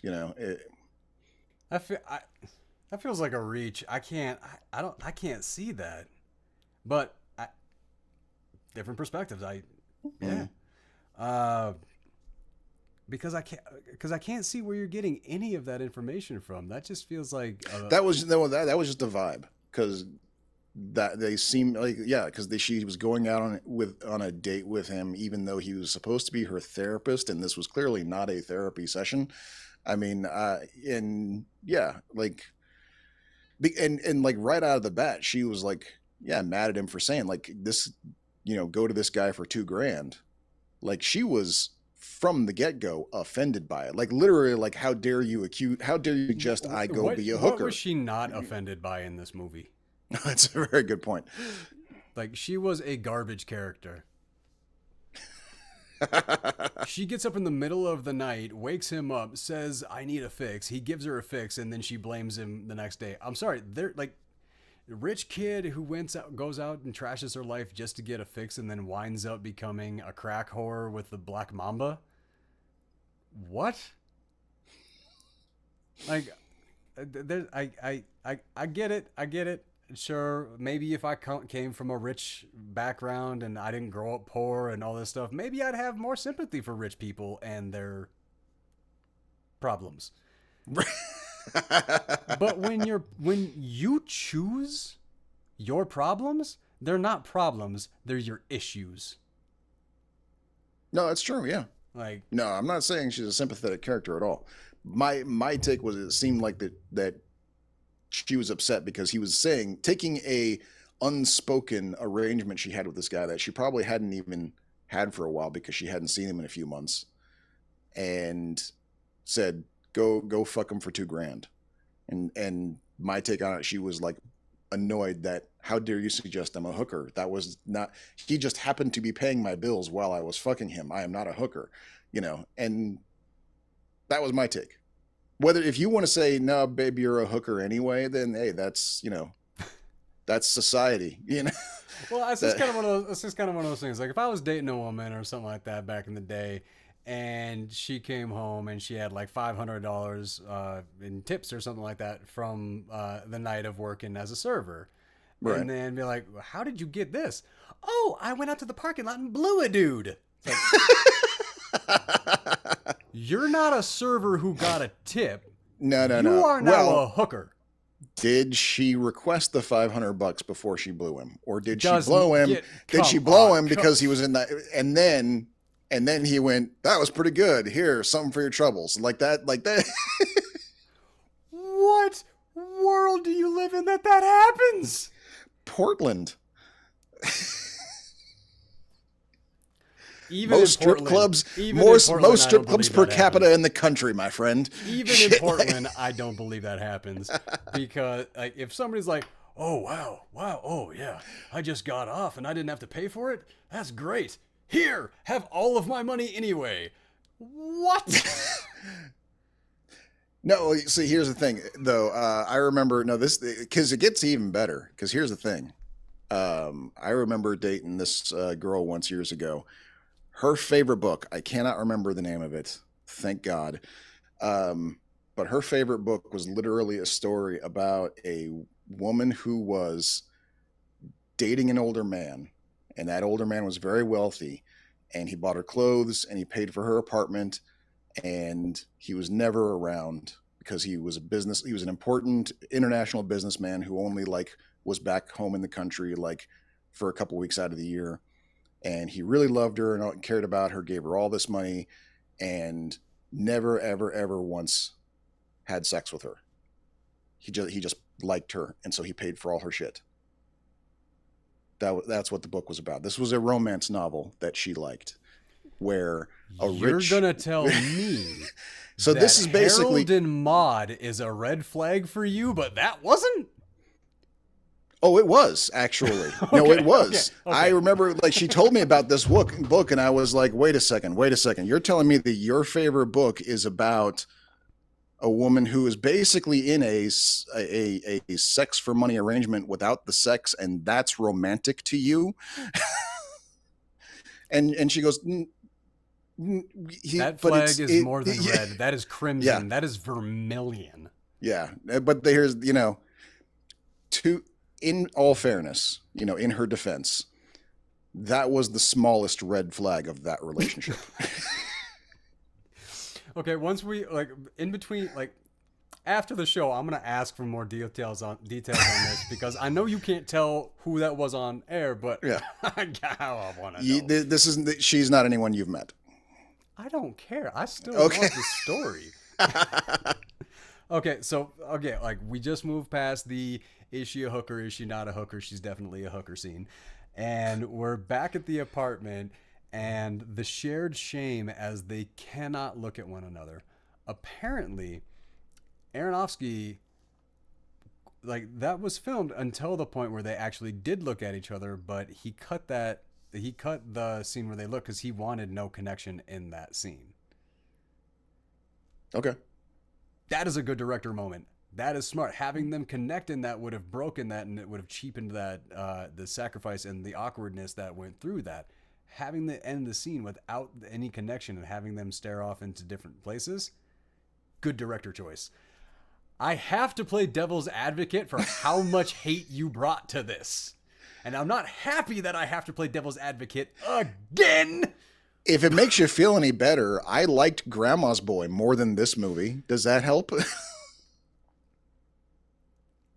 I now have a movie that I can honestly say is worse.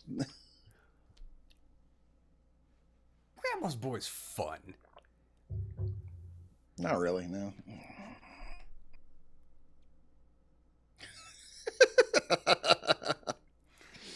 Sarah's not doing okay, and neither is Marion.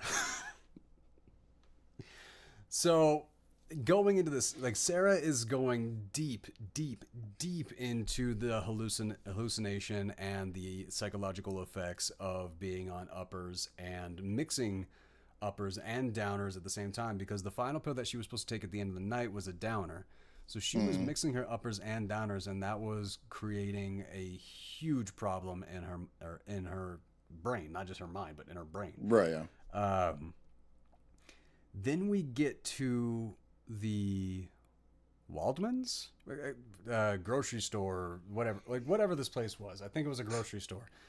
And that's where this new shipment that is coming in of heroin. I need to know. Has like seriously a shipment of heroin comes in and they're literally selling it fish market style out the back of a grocery store?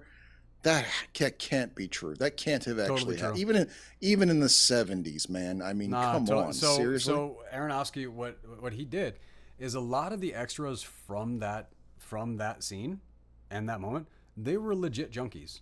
They were actually shooting up on set. They were like he wanted legit. He wanted it to look real. Awkwardly enough, that was the day that Jared Leto brought his mom and grandmother to set. Sounds like a Jared Leto thing to do. Yeah, a real gem, that boy. Yeah, good God. But like that was something that apparently was real. But the fact that the truck was an orange truck was a nod to The Godfather, and every time that you saw oranges in the Godfather series, things were about to go down. So there was a nod to that, which I just thought was a nice little nod. I had a moment though where I thought the drug dealer in the back of the truck was the same doctor, was the man who played the doctor. You know, I didn't look closely enough. It might have been. Was it? Well, I don't know if it was. I forgot to go back and look again, but it was a weird decision to make them look that much alike. When it would have been I smart. think there were only like 2 or 3 white guys in this movie. Like, you could have chosen a different one. You didn't need to make the only white characters both be short, balding white guys. Like, you could have chosen a different, how much they looked alike was kind of jarring for me, and I didn't want to find out that was the same person, because that would have taken it to a goofy factor. Like, oh, there's only one bad drug man. No, it's in a whole thing. Like, because that's what I was saying. Like, every other drug movie, you take out the kingpin or the drug pin or whatever you call it thing. Like, you take them out, and that solves the problem. In this movie, there is no solving the problem. The problem exists out in the world. Like, this was, But it would have actually. I had a Scooby Doo moment where, as soon as everything started going off, I put "Jumpin' Junkies." Right. Yeah. Just because I was fucking laughing. I'm sorry. You were saying? No, I was gonna say it actually probably, like, I would have given Aronofsky too much credit for him thinking of this, but it would have made sense to basically draw that parallel between the Dr. Gibbon shilling the diet pills to mom and the guy selling the heroin to all the junkies, that these are essentially the same thing, just it's ridiculous that one is legitimized and the other is underground when they're literally doing the same thing. I'm pretty sure I have seen that in other movies, so I wouldn't be surprised if Aronofsky tried to steal that.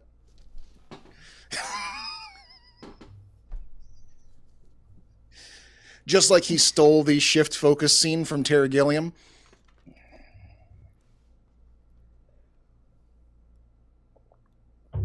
When you learn a film technique, the first person who does it, are you saying that everybody who does pull focus or dolly zooms or anything like that, they're not just using it, they're all stealing it? No, I'm saying then that why are you saying that with this fucking dude? Because he jammed so many of them into one place. It was obvious he was only doing it to jam them in. He didn't have any actual plan. He was just desperately trying to look like other directors. If he does that across the board with a bunch of his other work and all of his other films, then I would say that. But this From is what I saw of Pi, that is yes.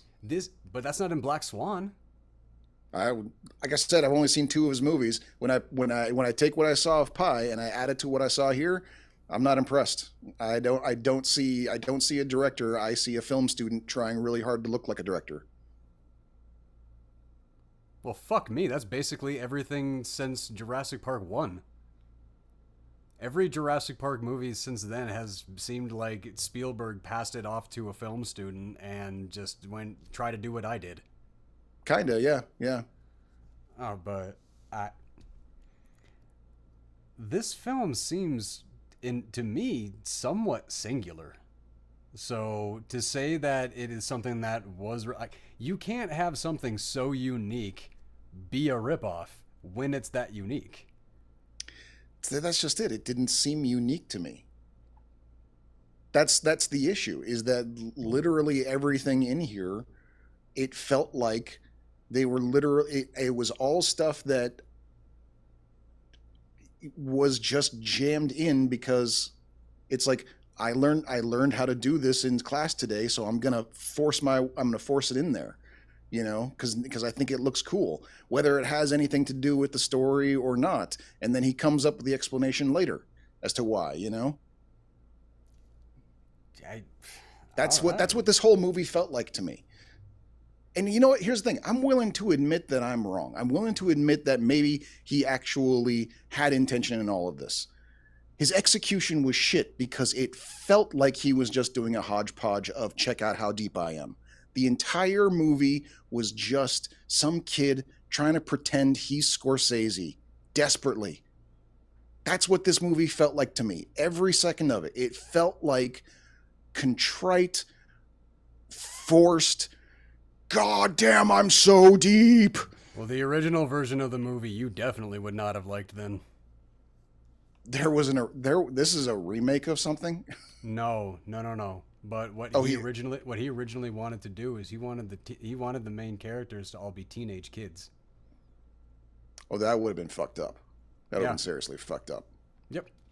No, like based off of what we talked about last week and like how kids affected you. Yeah. Yeah, no, that's like, yeah. That would have not been cool at all. No, I would have had an actual. Yeah. No, like if these weren't adults, like that's the only thing that actually made this, like, I was able to do this. Yeah, no, if he had actually done this, I would be on the phone with Congress right now going investigate this motherfucker. Like, that's not cool at all. No. You brought this up earlier, but it can be like that again. And that's the entire case when it comes to drugs and such. Just trying to make it feel like it used to. Trying to get back that first high, the first time that you were selling things, everything like that. Just trying to get everything back. Yep. And everybody is strung out and things are not going well. Mom is hallucinating the fridge, which I know you hated. Marion has lost her shit and she is just strung out and the withdrawals, everything is hitting her hard. Harry is getting riskier, and I even wrote this, like, I'm super worried for Tyrone. Because Tyrone is seeing some of the effects. He's seeing some of this stuff happening. He's seeing what's going on around him. And he's not dropping off like the others are. Like, you see his addiction, you see he's on it, everything like that, but he is not making the same stupid decisions that the others are. He is No, that's trying true. to Yeah. he's going along with them, which makes him just as stupid, but they're not his decisions that it's happening. He's going along with it because what happened in the past was successful, and Right. he's just putting trust in that again. So Right, exactly. the dumb character that trusted the wrong person, yes. The bad character that steers things in the wrong direction, no. I think that was Harry. Oh my God, the full hallucination over the Juicy show was that was painful, man. Like seeing her hallucinating herself, but in a much more beautiful version of herself. Yep. And when she's like, then you're just about there. When Harry hits the journey to Florida, Marion fully crashes, and then Sarah goes to find out about the show. Now, when I was saying, like, the title of this movie, Requiem for a Dream, the Requiem, like I said, the Requiem for the song, the build-up for the song, this is that moment where the Requiem for this film really is kicking in. The speed is kicking up. The intensity is kicking up. The repercussions for their actions are all getting much, much more serious. And the fallout for everything, the decisions that has to happen. When Sarah goes to the show and then she winds up sitting there completely humiliated and unaware of how humiliated she is in front of these people as they called the ambulance and all of this. Right. Yeah. Marion becoming a crack hoe and going to meet Keith David. And oh my God, how deliciously evil Keith David was in this. He's got the perfect voice for a bad guy character. And it's interesting that he plays so few. He plays so many protagonists and just like wise old men, even though he has the voice of a villain. But he also plays the villain quite a bit as well, because he's played a villainous pimp like 3 times, just that I can think of. Oh, really? Oh, okay. I guess I just haven't noticed those. I think this is the first time that I can think of that I've seen him play any kind of villain. I usually see him in like what am I thinking of? Like Volcano, I just played a video game. Rescue Cop.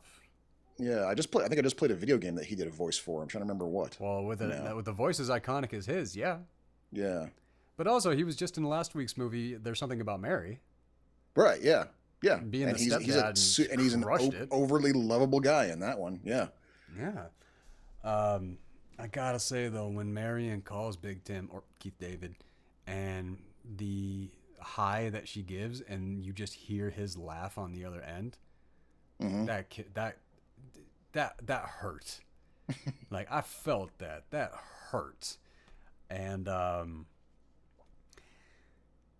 oh yeah, when they're on the way to Florida and they pull over and they decide to go ahead and like hit it or whatever you call that, like I literally had to look away on that scene. That was fucking gross. It was pretty damn nasty, but again, realistic.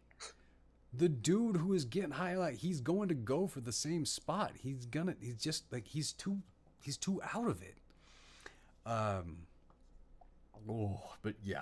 Oh, I even wrote no, injecting into that nastiness. I literally, yeah. And then Sarah gets sent to the psych hospital, and Marion winds up with Big Tim. Marion in the tub after that scene, in that scene after with Big Tim. Mm-hmm. They copied that scene from an anime.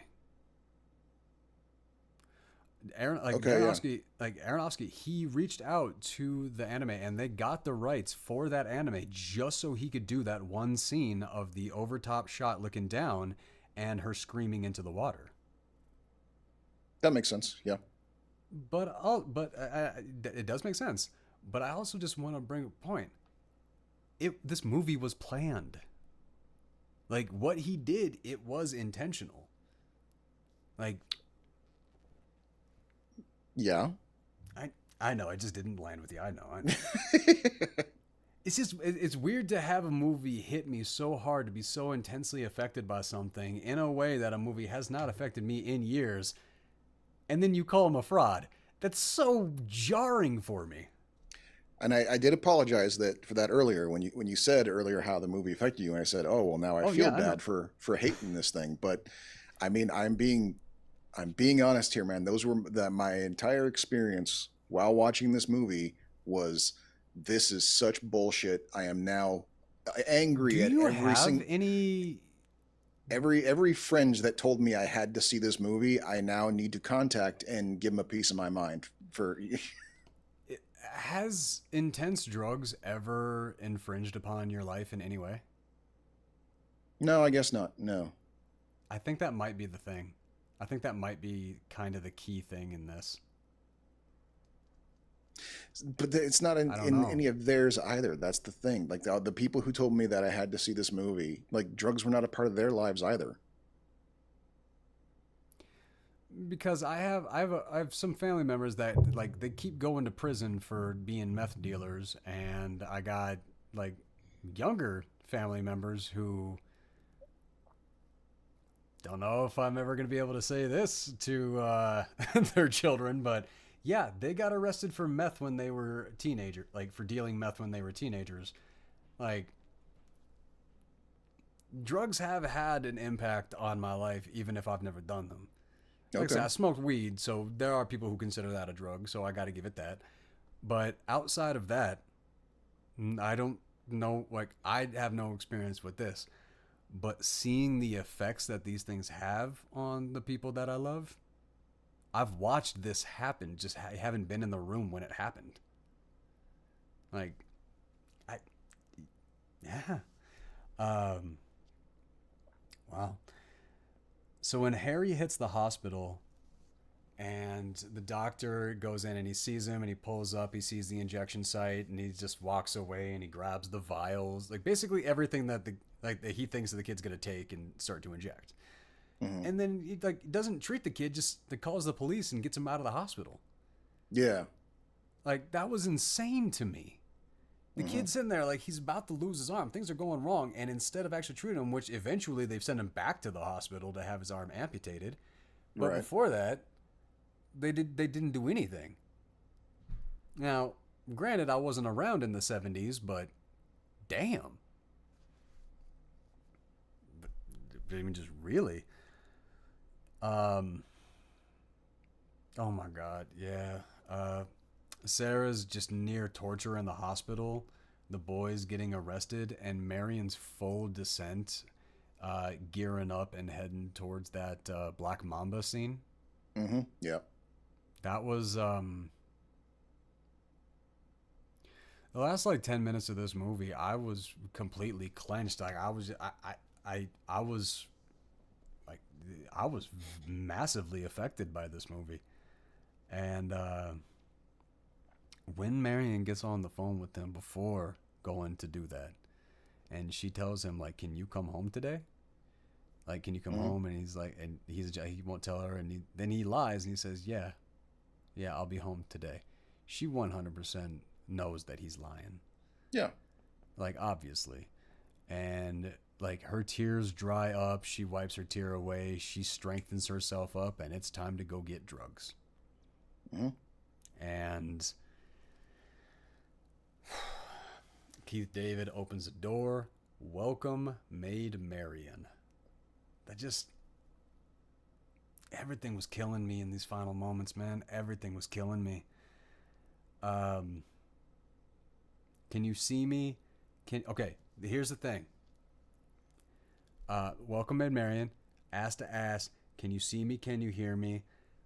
The four scenes that were, or the three scenes that were taking place, like as it was bouncing one to one to one to one, Right.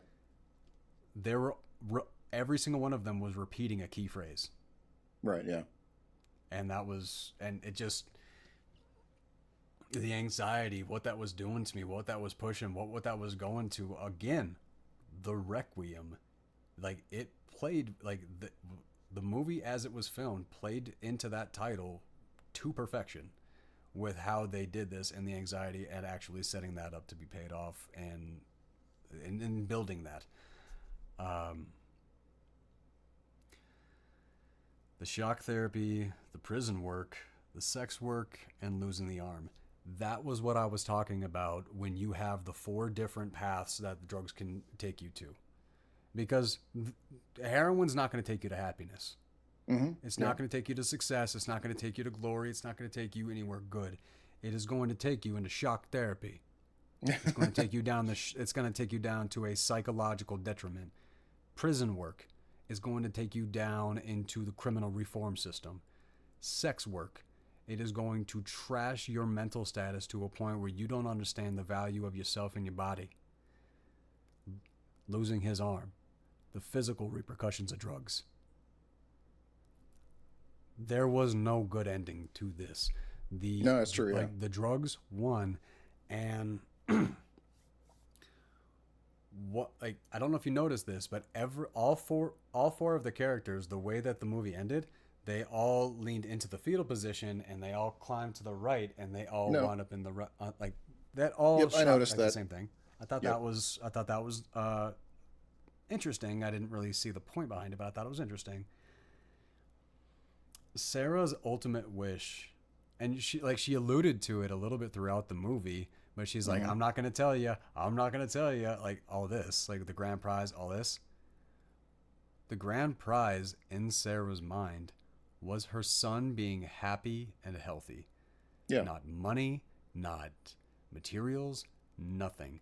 All she wanted in this entire world was him to be okay. Yeah. That crushed me. That crushed me in ways that I was not ready for. That was a beautiful, beautiful way to end her story. But, and this is kind of a little side thing. I wound up in the hospital a long time ago. Like 5 years ago, 6 years ago, something like that. But I wound up in the hospital and I wound up in the ER because whatever was going on, like I had like it was bad. And so I wound up on a respirator. I wound up in the ER. About 3 beds down from me and on the opposite wall, there was this young, pretty handsome man. Like I was looking at him, but what was he doing? I'm not making fun of mentally ill people. He was like, he had no motor function. His hands, his face, his eyes, nothing was working. And the doctors and the police were literally talking about like, he did too much meth.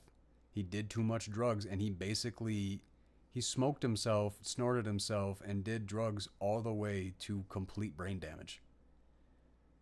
I was looking at this kid who probably went to LA to be a model, an actor. Because like I said, it was a handsome young man. Right. But listen to the doctors and the police talk about what happened to this kid, and there's the doctor like literally like just the sadness in the doctor's eyes looking at this kid just going, that's the rest of his life. Like, are you freaking kidding? Why would you ever touch this crap, man? Because this kid, I swear this kid was like maybe 22. And that's the rest of his life now. Ain't right? Yeah, I don't know. I'm lucky enough to have never been in that position to even consider. That is lucky, man. Like, I've been offered it and turned it down, but like you've never. That is lucky. Nope. I've got narc face. Let's be honest. You're gonna tell me I don't have resting cop face? Oh, okay. I guess, yeah. I mean, maybe a little, yeah. Especially with like when you met me, my hair was shorter. I had no beard. I looked like I was an undercover cop. Yeah, okay. Not like on like day 1 of being undercover. Because I the whole time I was in Portland, almost the whole time, I met this wonderful, wonderful woman pretty early on there, and her husband was an undercover narcotics agent.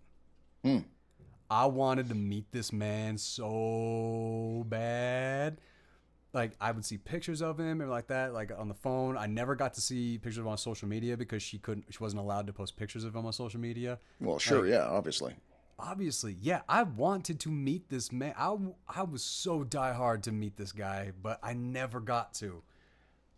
I should reach out to her and see if I can meet him next time I come to Marlon. Like, hey, do you remember when we used to hang out on set and just talk about stuff all the time when we were extras? Yeah. I know your kids were little back then and they're probably in high school and stuff now, but can I meet your husband?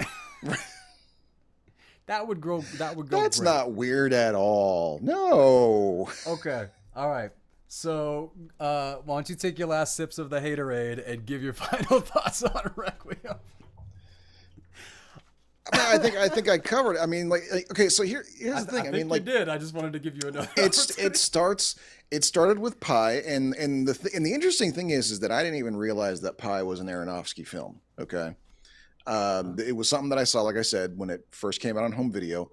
All of my friends said that I had to see it because it was so good. I rented it, I watched it. I was like, that was okay. I don't see what the hype was. And this was actually just recently, like maybe 2 or 3 years ago. I remember having a conversation with someone about it.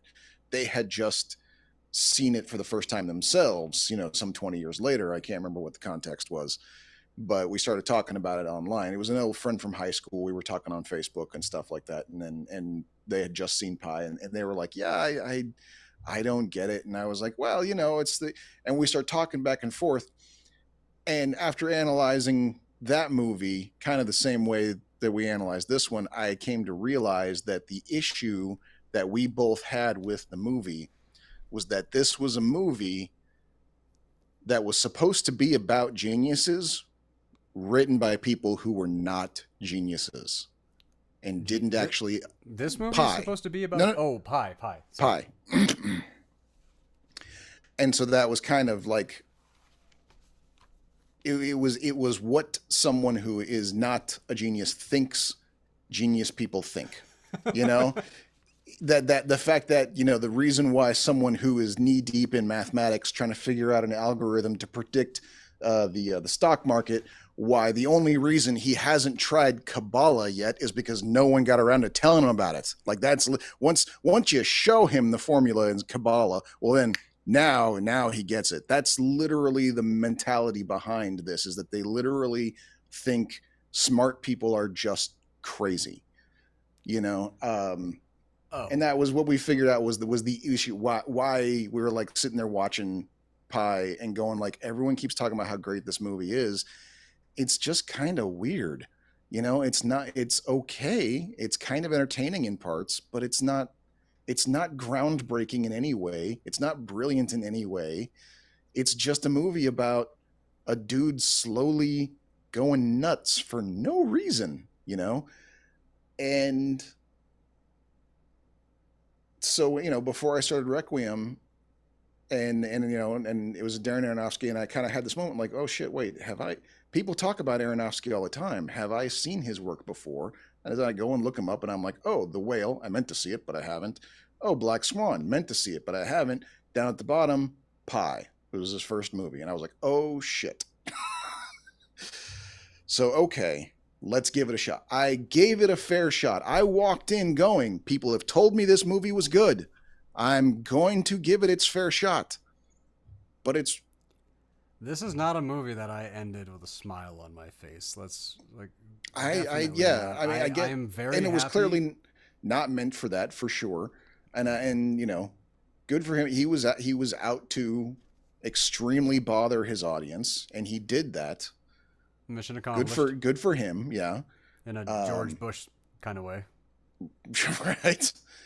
But yeah, it's like I'm sitting here watching it, and that was like I was maybe 10 minutes in when I realized, when that occurred to me. I was like, all of these weird, crazy sound effects and cuts and the directing and doing putting the camera over here, and like I'm sitting here watching it going like, this is all such like baity stuff. It was all bait. It was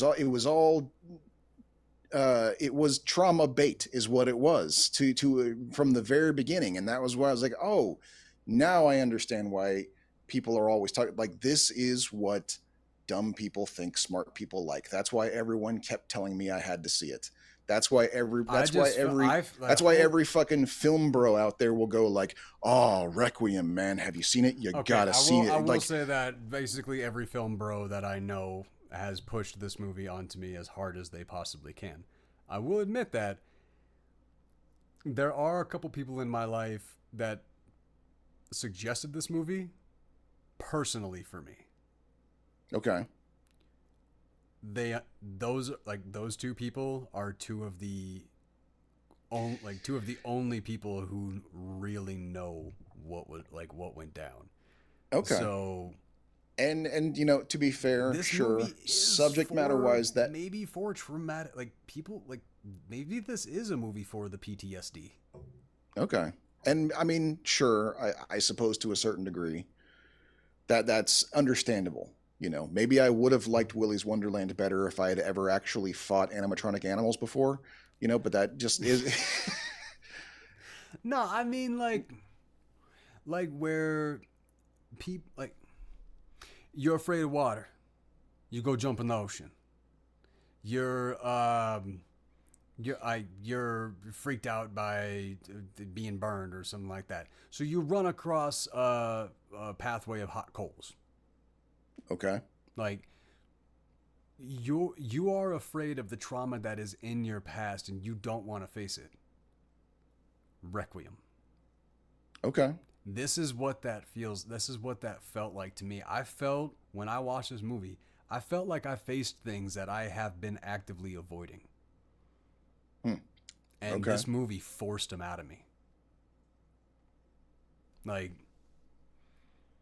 I understand why this movie is on the 1,000 or 100 movies that you absolutely must see before you die, because you do not need to have lived this life, experienced anything to do with these, but this is still the cautionary tale of drugs. I think that is what makes this a must see for a lot of people. I think a lot of people, they saw Requiem for a Dream and that was the reason they never did drugs.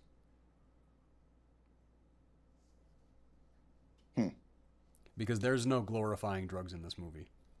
There was not one moment where anything looked okay. Not just not good. There was not a single moment where things looked okay. Okay. Yeah, I see what you're saying. Blow, they have oh, I love doing cocaine with you. Crap. They have some of those scenes and the really high moments and all that stuff. This movie didn't have any of it. Right. Okay. We're on way different ends of the spectrum on this one. Clearly, yeah. Yeah. But it's okay. So those are my final thoughts. I put it as a must see. Not on a good day. Don't I don't know how you even pick a day to watch this movie in your life. But I still wish I hadn't. I don't want to take audience suggestions anymore because of this. That's how upset I am about having been made to watch this movie. We're going to skip next week's audience suggestion. Just because this is week 3 of some pretty rough shit. Yeah. Yeah. So yeah, I take this seriously, and I want to be clear. I am not just gulping the haterade on this one. All right, because I came to the show with a goal. I have an actual goal here with the show. I see people in my generation giving shit to the younger generations for not knowing what came before because no one ever told them it was in our you and I, we had cable TV and channel surfing. We discovered a lot of amazing shit by accident. The kids don't have that these days. They have an algorithm that only feeds them stuff they already know. So to be upset at the kids for not knowing what came before is on us. And so I want to correct that. I want to say, look, there is stuff that came in my day and even in my parents' day that you should know about because a lot of stuff was built off of that. And I think it's important to say these are the things that you should, even if you don't want to watch it, you should at least know about it. Okay. That is my goal for this show. And forget this movie. A movie from 2016. Because it stands to reason, because no one's ever heard of that movie. I've got another one in the chamber that came from a year later that I'm waiting until we have more of an audience to show because I want people to go out and see this movie because no one saw it when it was in theaters. It according to Wikipedia, it made less than $500,000 in box office worldwide. Like Whoa. nobody saw this movie, and I think people should. So, Well, I gotta be honest. The movie that was suggested to us for next week has a 3.6 out of 10 rating on IMDb out of less than 2,000 votes. So I'm just out of curiosity, what's the movie? Go and tell me the title. Fear. Fear. Yeah. Another fucking horror movie? Our audience is our audience, Doc. If you want to change that, you have to send the link to people and bring them. Then have them give suggestions. We have the audience we have, man. What do you want? All right. Let's do something else this week. Let's not. But here's what I'm a little bit curious of, because like I said, it only has 2,000 ratings on IMDb. I'm wondering if one of the people involved in the movie is actually the one who pitched it for us. I'm wondering if this is like an indie spotlight type thing. Which, you know what? If that's the case, then I am a little more. Yeah, I'm a little more inclined to do it if that is the case. I would be more than happy. But I will tell you right now, I will be honest, as I have been with this, even though I know it's going to lose me any credibility. And I don't like horror movies. I'll just warn you right now. I'm probably not going to be nice about it. Oh, we know. I'll send you some information on this. I'll send you some information on this movie, and we can decide if we want to do it week after next or not. Yeah, maybe we'll do it the week after next. But my point being that I was driving to with that whole speech earlier is that no, I would not recommend Requiem for a Dream. I don't think this is something that needs to be remembered by the. I feel like that there have been. Do you have better a better movies drug made? Movie? No. Over the consequences of drugs. I mean, I don't watch a lot of drug movies, but I would say if you're looking for a movie about drugs, Train Spotting isn't the worst. It maybe isn't as hard hitting as this one is, but it's got some, but it's still like it still glorifies it a little bit. No, that's true. I know friends who literally said maybe we should try heroin after watching that movie. That is true. Nobody says that after this movie. No, that is true. But still, like that's not a great. I mean, maybe if you're a parent and you want to. Hey man, I'm not a parent, and I don't want anybody to do this crap.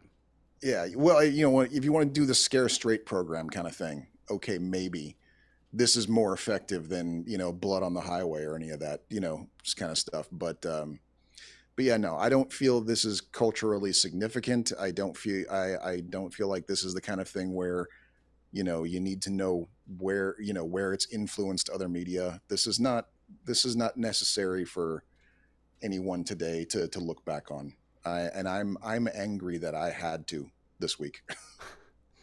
I'm gonna say I'm very much not, because just the opportunity to see Ellen Burstyn, like how good of a or how strong of a performance she brought. That is a fair point, but I stand by what I said. That is fair. Why don't we just do our movies for next week? Okay. That way you don't have to talk about Requiem for a Dream again. Thank you. What do you got for me? Oh, you know what? I forgot to prepare one. Let me go grab my list. All right. From our audience, do we have any additional suggestions? We're going to check into Fear a little bit. We're going to learn a little bit more information about that. But do you guys have anything for us that you would like to have us cover next week? Oh, I was just telling the audience that if they had any suggestions, you got about 30 seconds. Try to get something in under the wire. Okay, let me see here. Oh, this one should be fun. Have you seen The Burbs? Tom Hanks? Yeah. No, I never got around to watching that, but I think I had the VHS at home, like when I was growing up. But you never saw it. No, I never did. I always remembered I wanted to get around to that. I think I was just too busy watching Twins over and over again. I get that. That's fair. Okay.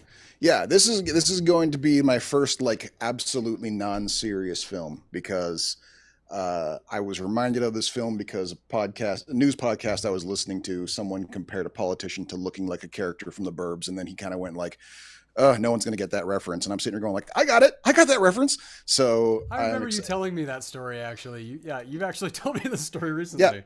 Yeah, Oh, I did, didn't I? Okay. But yeah. And I feel like, it might ignite our previous argument about whether or not Tom Hanks was the Jim Carrey of his day, because this is a wacky movie. And here's the thing: I'm going to preface this too. I'm going to put a caveat on here because I have not seen this movie since I was about 14 years old, so it might be shit. I apologize in advance if it is. It probably isn't. Well, real quick, let's find out because we just saw what Fear gave us. Right. Okay. 3.6. That is not. We should probably put like a caveat that it can't be under 6.5 or something. Right. Yeah. This is not How Did This Get Made? That is not this. We're not that show. That might be a fun bonus episode at some point, though. Right. The Burbs. The Burbs. Yep. Okay, that's a 6.8 out of 10 out of 84,000 reviews. That's a little lower than I expected, but it is number 3,283 on the list of films. So it's still in the top 5,000. Okay. Which, I mean, realistically, out of over 500,000 movies made, the top 5,000. Right.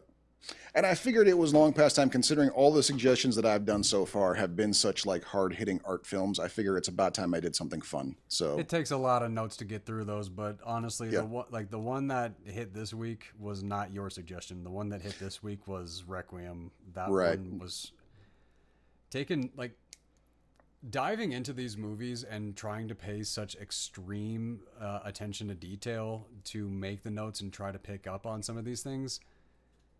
Some movies it's fun. It is. Of course it's work. But some movies it's fun. Some movies it's really painful. Requiem for a Dream, it was kind of painful to sit back and not only pause, rewind, go back, watch scenes because there was no fucking way I was watching this movie twice. No, once I felt how uncomfortable I was, I realized I was like, I'm not doing this 2 times. So I just backed it up and made sure that I had everything because I couldn't handle that. When I say I couldn't handle that, I mean, no, I feel I wouldn't have had any energy left to do the show today, probably. No, yeah, I feel you there. Shit. So you're hitting me with The Burbs. Yep. I'm gonna hit you back with Encino Man. Encino Man. It's time that it's time that we right that wrong. Yep. You know what? Have seen this. Yeah, I have to agree. I don't know how I've gone so long without seeing it. It was just one of those weird twists of fate. Okay. All right. All right. So next week, it's going to be a fun little trip back to the 90s, 80s. Yeah. It's going to be The Burbs and it's going to be Encino Man, which I haven't seen The Burbs, so I don't know what that's like. But going back and watching Encino Man again, I'm looking forward to that. It's been a while. It's fun. I love Brendan Fraser. I love Sean Astin, and I loved Pauly Shore. I say loved because where is he? I feel like I've seen him recently. I'm not sure where though. He showed up on like the Kill Tony show. Okay. That's like because the last thing I saw Pauly Shore in is Pauly Shore is Dead. Right. Like that was a movie he made because everybody thought he was dead. Right. Yeah. So that was like the last thing I saw. And then he disappeared again. So I was like, did he die? I don't know. Maybe he's just living his life like Rick Moranis. You know, you never know. Screw the person who punched Rick Moranis. Just Absolutely, 100%. You go to hell. You burn for eternity. There's no reason to punch Rick Moranis. Just 100% agree. I 100% agree. Yep. Oh my God. All right. That's going to close up episode 8 of Heist. Thanks for joining us. Requiem for a Dream and Don't Think Twice. I'm not going to think twice. I'm not watching Requiem for a Dream again.